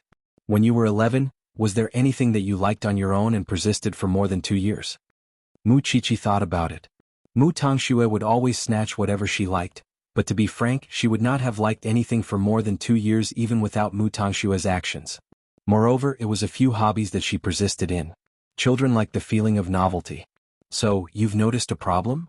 Mu Qiqi picked up the documents on the desk, glanced through them and nodded. If Miss Hu really has the intelligence of an 11-year-old, her hobbies have persisted for too long. Let's assume that this Miss Hu is pretending to be dumb. If she likes only a few things, firstly she won't be confused and secondly she can highlight her uniqueness. If she only likes a few things, it will give others the illusion that she is even more dumb. Xing Xiao nodded. It was still easier to talk to his little one and she understood everything at once. She is the only jewel of the Hu family. Why would she pretend to be dumb? It might have something to do with that car accident. Xing Xiao pinched her nose and picked her up from the chair. That's all for today. Aren't you going to tell third brother? Mu Qiqi looked at Xing Xiao in confusion. Why should I tell him? Xing Xiao rarely showed such a devilish look now. Since it was third brother who refused to leave the Xing family, it had nothing to do with them whether Miss Hu was really dumb or not, and third brother had to find out for himself. Just like Lu Qianqian and Lin Mu, and it was useless for outsiders to interfere. It was better for them to experience things together, and only with a foundation of affection would certain things come naturally. By the way, Lin Mu asked me out for dinner this weekend. I'll go. I only have a few friends anyway. Mu Qiqi replied nonchalantly. Xing Xiao said nothing else and simply took his little one to bed. The little one was still on her period, but he did not seem to be idle even so. The lights in the room had been switched off and Xing Xiao had closed his eyes, but his little one suddenly poked her head out and asked, "Don't you want it?" Meanwhile, the Hu family was very pleased with third brother. At the very least, Hu Ran told them that she liked third brother a lot. With that hint, third brother knew that the marriage was inevitable, even if it was not to the point of tragedy. Soon the two families sat together and discussed their marriage. Because Hu Ran's condition was fluctuating, the Hu family suggested canceling the engagement and getting married directly. Old Sheng had no objections and turned to third brother beside him. "It's your marriage. What do you think?" "I also think that we can get married directly." "Then it's decided." Old Master Sheng nodded. "I believe you are aware of Xiao Ran's condition, Elder Sheng. That is why the Hu family does not need to hold a grand wedding or announce it to the world. As long as third young master takes good care of Xiao Ran, I will be satisfied as a father." In other words, it was enough to let the outside world know about the marriage between the two families. There was no need to go through so much trouble to prepare for it. When the time came, they would be laughed at by the outside world. But the Sheng family is afraid that Xiao Ran would be wronged if we simply marry her. I am her father. I can make the decision. You don't have to worry about it, Elder Sheng. In other words, the Hu family was afraid that the event would be too grand, and the outside world would hype up Hu Ran and hurt her again. Alright, we can skip the grand wedding, but after they register their marriage they would have to change their habits. Of course. Third brother sat in the middle and did not have any opinion of his own. Either way, he had no room to object. In fact, a simple marriage registration was just the right thing to do, and it saved him the trouble of putting on a forced smile. Well, third brother, pick a good day and register your marriage with Xiao Ran. All right. Third brother had been very obedient from start to finish. Don't worry, Elder Sheng. I would treat third young master as my own son. After all, she is the only daughter of the Hu family. At that, Hu's old face broke into a wide grin. Well, I'll prepare a new house for you too. A new house. Third brother felt a wave of repulsion in his heart at the word. Although Hu Ran's body had matured, she only had the intelligence of an 11-year-old, and third brother felt that he could not lay his hands on a little girl. Although he had tried his best to put himself on equal footing with Hu Ran, any other man would feel repulsed when faced with such a thing. Third young master, please take care of Xiao Ran from now on. Don't worry, uncle.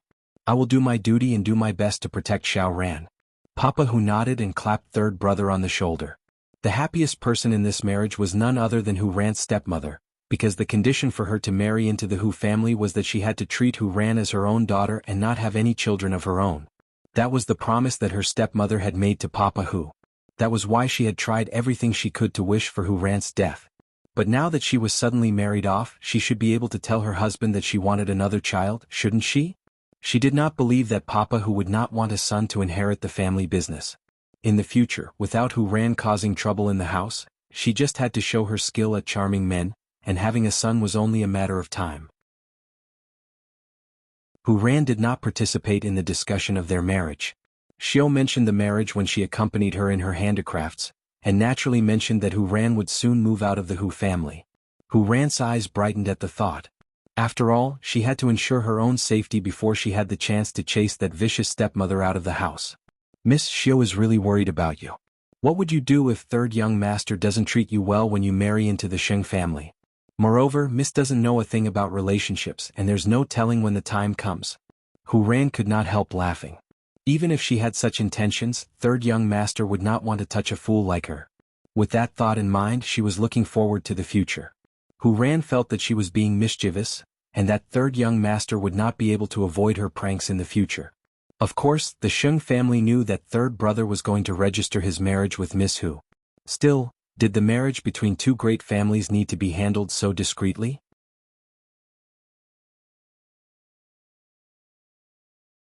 Chapter 467. It's really hard on third brother. So, grandfather, are you really not going to set him free? I think he has already resigned himself to his fate. Moreover, third brother is not old. Shen Kai was about to mention Xing Xiao, but swallowed the words. Third brother has a sense of responsibility, and would not leave the Sheng family on a whim. Release him tomorrow but send someone to keep an eye on him. That was to prevent third brother from going to Xing Xiao. Still, it was better than being locked up as a prisoner. Xiling, you'll be in charge of third brother and Miss Hu's bridal chamber. Gu Xiling nodded when her name was suddenly called out. Don't worry, grandfather. Her wedding with Shen Kai had been the grandest in all of Jianchuan, but third brother could not even have a proper wedding. She calmed down at the thought. That's right, a fool. Do you still expect her to say something appropriate in front of the guests on stage? When that happens, the Sheng family and the Hu family would only be laughing stocks. Since her little sister-in-law was about to marry into the family, she would certainly welcome her warmly as her sister-in-law. Third brother is married too, and the two of you should hurry up and have children as well. It would be a burden on Xiling's body if you delay. Children. Both of them knew very well that Shen Kai would not have any with his current condition. Still, since the old man had asked, they had to play along. We understand, grandfather. It was the weekend in the blink of an eye, and Lin Mu and was treating Xing Xiao and Lu Qianqian to a meal. However, Lin Mu and Lu Qianqian were nowhere to be seen even after Xing Xiao and Mu Qiqi had taken their seats. Wasn't the treat a little too insincere? Should we go home, Xiao Xiao? Ignore those two. Xing Xiao wrapped his arm around her and gestured with his chin outside the restaurant. Mu Qiqi followed his gaze and found Lin Mu and Lu Qianqian holding hands as they opened the door. Mu Qiqi smiled in understanding and promptly asked them, "We're not bros anymore, are we?" Lu Qianqian blushed. Qiqi? Mu Qiqi turned to Xing Xiao but found that he was not surprised at all. You know that too? That's right, you were the one who settled the matter with the Lu family, so it would be weird if you didn't know. That's why I'm the last one to know. Qiqi, don't tease us. You know I'm thin-skinned. Mu Qiqi crossed her arms and looked at them from head to toe. Do you know how much I despised Lin Mu, and in the past? For 10,000 years, he wandered around with those rich young ladies, but I didn't expect him to turn over a new leaf for you. Forget it, even the heavens can't stand it anymore, let alone me. Lu Qianqian leaned into Lin Mu An's arms sweetly. Tiske, are you two trying to show off your love in front of me and Xiao Xiao? Tiske, you two are the most mushy in all of Jianchuan. Mu An and I admit defeat. His love for Mu Qiqi had been passed down by word of mouth, and almost everyone in Jianchuan knew about it. That was why no one had the guts to compete with him. Has your trouble been resolved? Xing Xiao suddenly asked Lin Mu An, clearly referring to the transfer student. Lin Mu An nodded. I've gotten what I wanted. Thank you, Crown Prince. The two women were puzzled when they heard the conversation between the two men. It was clear that they were having an affair in private. The matter with the Lin family is not as simple as you think. I know, but I won't sit and wait. As long as he could borrow Xing Zhao's hand, he believed that he could slowly retaliate against the Lin family. Now, he was not afraid that the Lin family would only care about his relationship with Little Pepper, and he would give Lu Qianqian the best protection no matter what storms they faced. With that, Mu Chichi finally understood what the two men were talking about. Now she was even more assured that Lin Mu and Enchantian were together. After all, no matter how good a man was to a woman, he would be no different from Duan Xiao, and if he did not plan for the future and only coveted the pleasure in front of him. Now that Lin Mu and was willing to lower himself to ask for Xiao Xiao's help, it was clear that he knew what came first in his heart. I think it's worth a drink for the happiness we have now. Lu Qianqian and Lin Mu, and clasped hands and nodded. Although I'm envious that you have a powerful man like the Crown Prince to protect you, I hope to have someone who would never give up no matter what happens. At that, Mu Chichi suddenly pulled Lu Qianqian and whispered, "Are you going to fight to the death with him now? Let's wait until we test his ability in that aspect before deciding." Mu Chichi, your Crown Prince has really corrupted you. Lu Qianqian blushed. Of course, all four of them knew what Mu Chichi and Lu Qianqian were talking about since it was so obvious. There was no end to the laughter and chatter between the four of them during the meal, and it was only during such moments that Xing Xiao felt relaxed as if he was celebrating a festival with children. After all, his social circle was now 100 times more complicated than before. It was only when he was with his little one's friends that he would have no scruples. Soon it was late at night when the four of them had dinner and Lin Mu and had to return to school. Lu Qianqian was a little tipsy and struggled in Lin Muan's arms. "Can't we go back tomorrow?"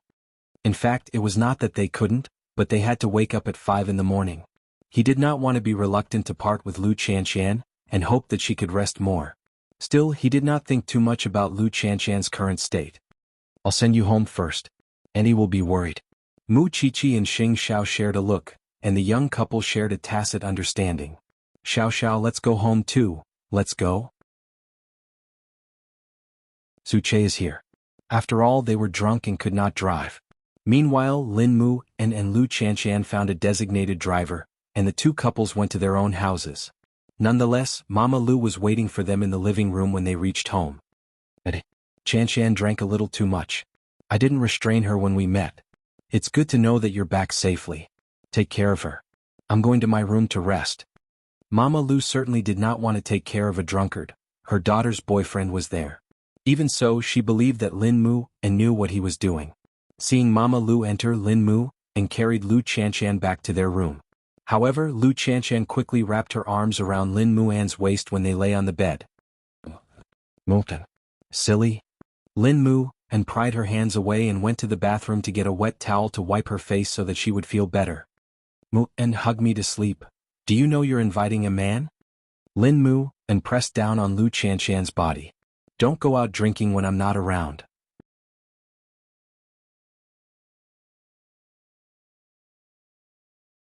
Chapter 468. How could I not know when you're shouting like that? Lin Mu and helplessly stopped Lu Qianqian's groping hand. Lu Qianqian smiled innocently. Even so, Lin Mu and was not tempted, and simply sat by the bed to coax Lu Qianqian to sleep. But this little girl was restless. After taking advantage of Lin Mu and's body, she lay on his body and vomited. Lin Mu and was speechless.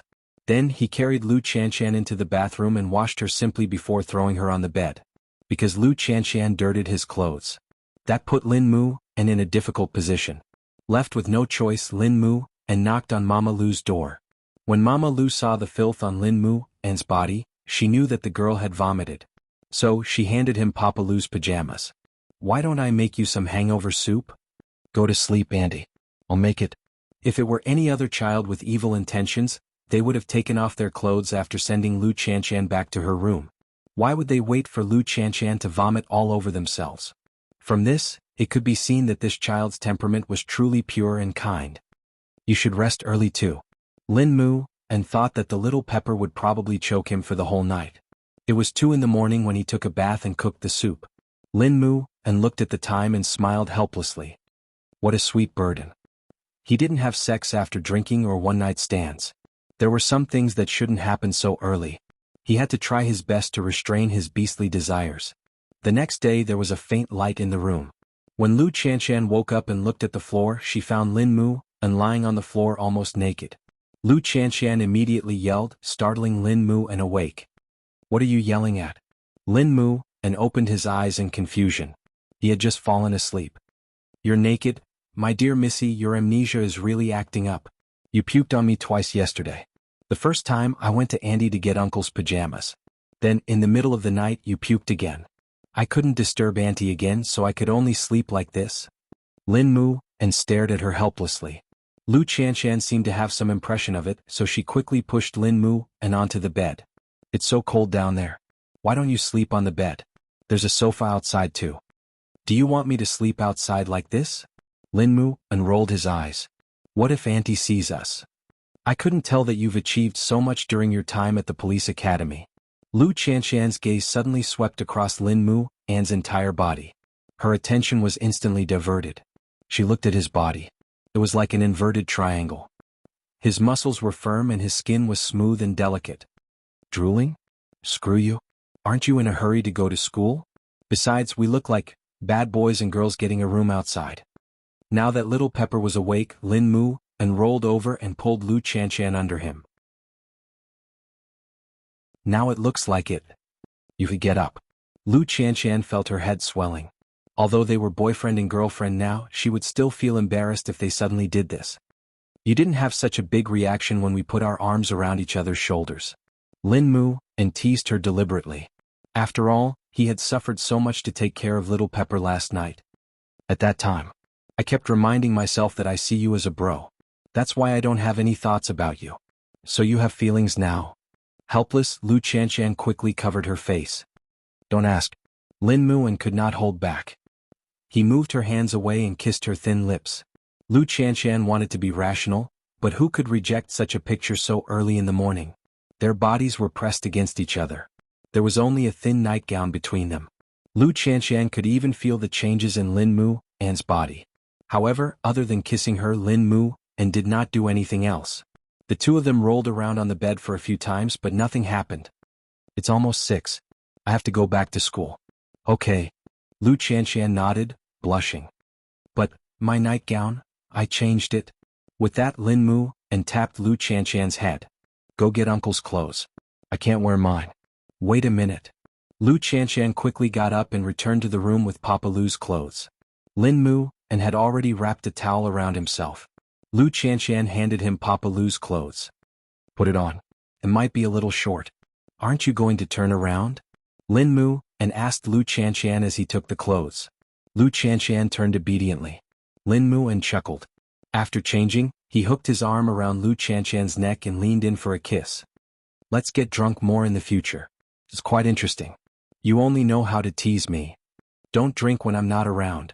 With that, Lin Mu and opened the door to Lu Qianshan's room and quickly left the Lu family after saying goodbye to Mama Lu. When Lin Mu and was far away, Lu Qianshan looked down at her nightgown, thinking that Lin Mu and had changed it for her. Last night when she was with Lin Mu and, it was ambiguous and restrained. But that was the most provocative part.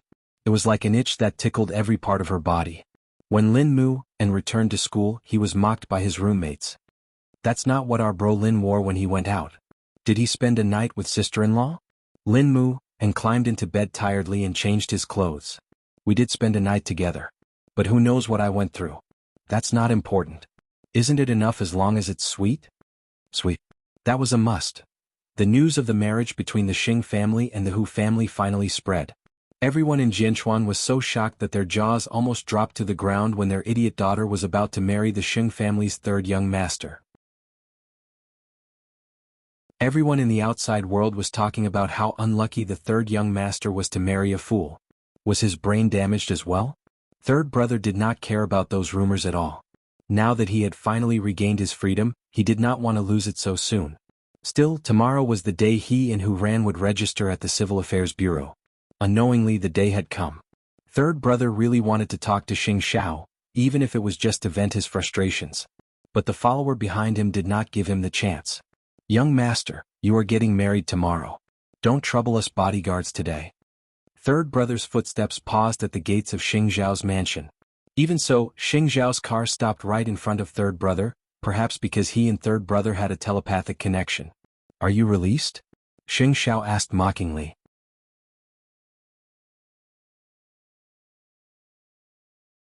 Chapter 469. The bodyguard nodded helplessly. Hurry up then. Xing Xiao lost interest in talking to third brother when he saw that third brother had to ask for his permission. Since I've made my choice, there's nothing to say now. Third brother took a deep breath and laughed self-deprecatingly. That seems to be the case. Still, I'm getting married tomorrow. Enjoy your life as a newlywed. You'll get an unexpected surprise. With that, Xing Xiao wound the car window and had Su Che drive through the gates of the mansion. Meanwhile, third brother was completely unaware of the hint in Xing Xiao's words. He simply felt that Xing Xiao was looking down on him. Let's go, third young master. Third brother nodded and turned to return to the car. There was no dignity to speak of in that very moment. Xing Xiao's car was parked behind the gates of the mansion, and he could not stop worrying even as he watched third brother leave. Although he had promised not to help him at first, Xing Xiao dragged his little one along when he got home, intending to go out for a bit. Where are you going? The Hu family, Xing Xiao said. I'm going to talk business with Chief Hu. You go see Miss Hu. Although Mu Chichi did not know why he was in such a hurry, she knew very well when she turned and saw that her man was not saying a word. Her Xing Xiao was actually a soft-hearted person with a sharp tongue. Even though he said that third brother should discover and understand on his own, he still considered third brother as one of his own. Still, his visit was sudden, and it happened when the Xing family and the Hu family were about to unite by marriage. Papa Hu was very wary when he heard that Xing Xiao was coming. Xing Xiao and the Xing family were enemies, and there was no telling what the Xing family would think if he met Xing Xiao now. Moreover, everyone knew that Xing Xiao was close to third brother. Wouldn't he be losing more than he could gain if he came to mess things up now and the wedding couldn't go ahead? Still, Zhongting had a military background in Jianchuan, and he had to meet Xing Xiao even if he was against it. Therefore, after hesitating for a while, Papa Hu arranged for the butler to lead Xing Xiao and third brother into the living room. I wonder why Chief Xing is visiting so late at night. Papa Hu was very polite. Mr. Hu, I'm sure you're afraid of my appearance at this time, but I can assure you that I'm not here to ruin the wedding. Secondly, I'm not here to persuade you. I just have a proposal and I want to ask if you're interested. Of course, my fiancé would like to see Miss Hu, but it has absolutely nothing to do with tomorrow's wedding. I wonder if Mr. Hu can do me this favor? Since it was a late-night visit, it must be something important, but, Chief Xing, can you guarantee that there will be no obstacles to tomorrow's wedding? I promise. Since that's the case, why not meet my daughter? It was not that Papa Hu was not worried. However, since Xing Xiao was here, it meant that he had to see who ran today. If Papa Hu did not agree, it was hard to say if he would be able to go smoothly tomorrow. Please take a seat, Chief Xing. My daughter is on the second floor. Please make yourself at home, young madam. Chief Hu pointed the way. Mu Chichi nodded and went up the stairs. It was Hu Ran's servant, Xiao, who was taking care of her. Miss Yu, Xiao, come out first. Let young madam have a word with Xiao Ran. Hu Ran's stepmother appeared behind them. Xiao was puzzled, but she had to do as she was told.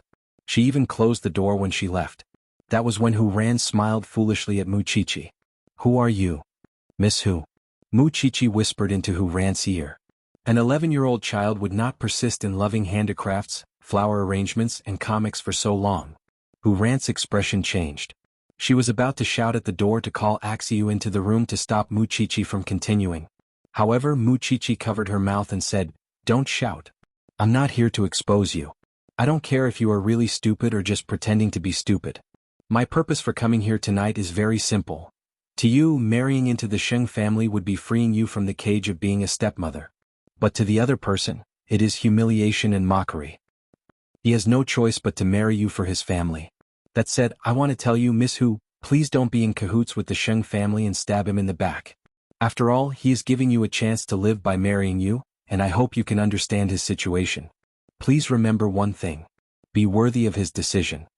Hu Ran looked at Mu Chichi seriously, assuming that Mu Chichi was an old flame of third brothers.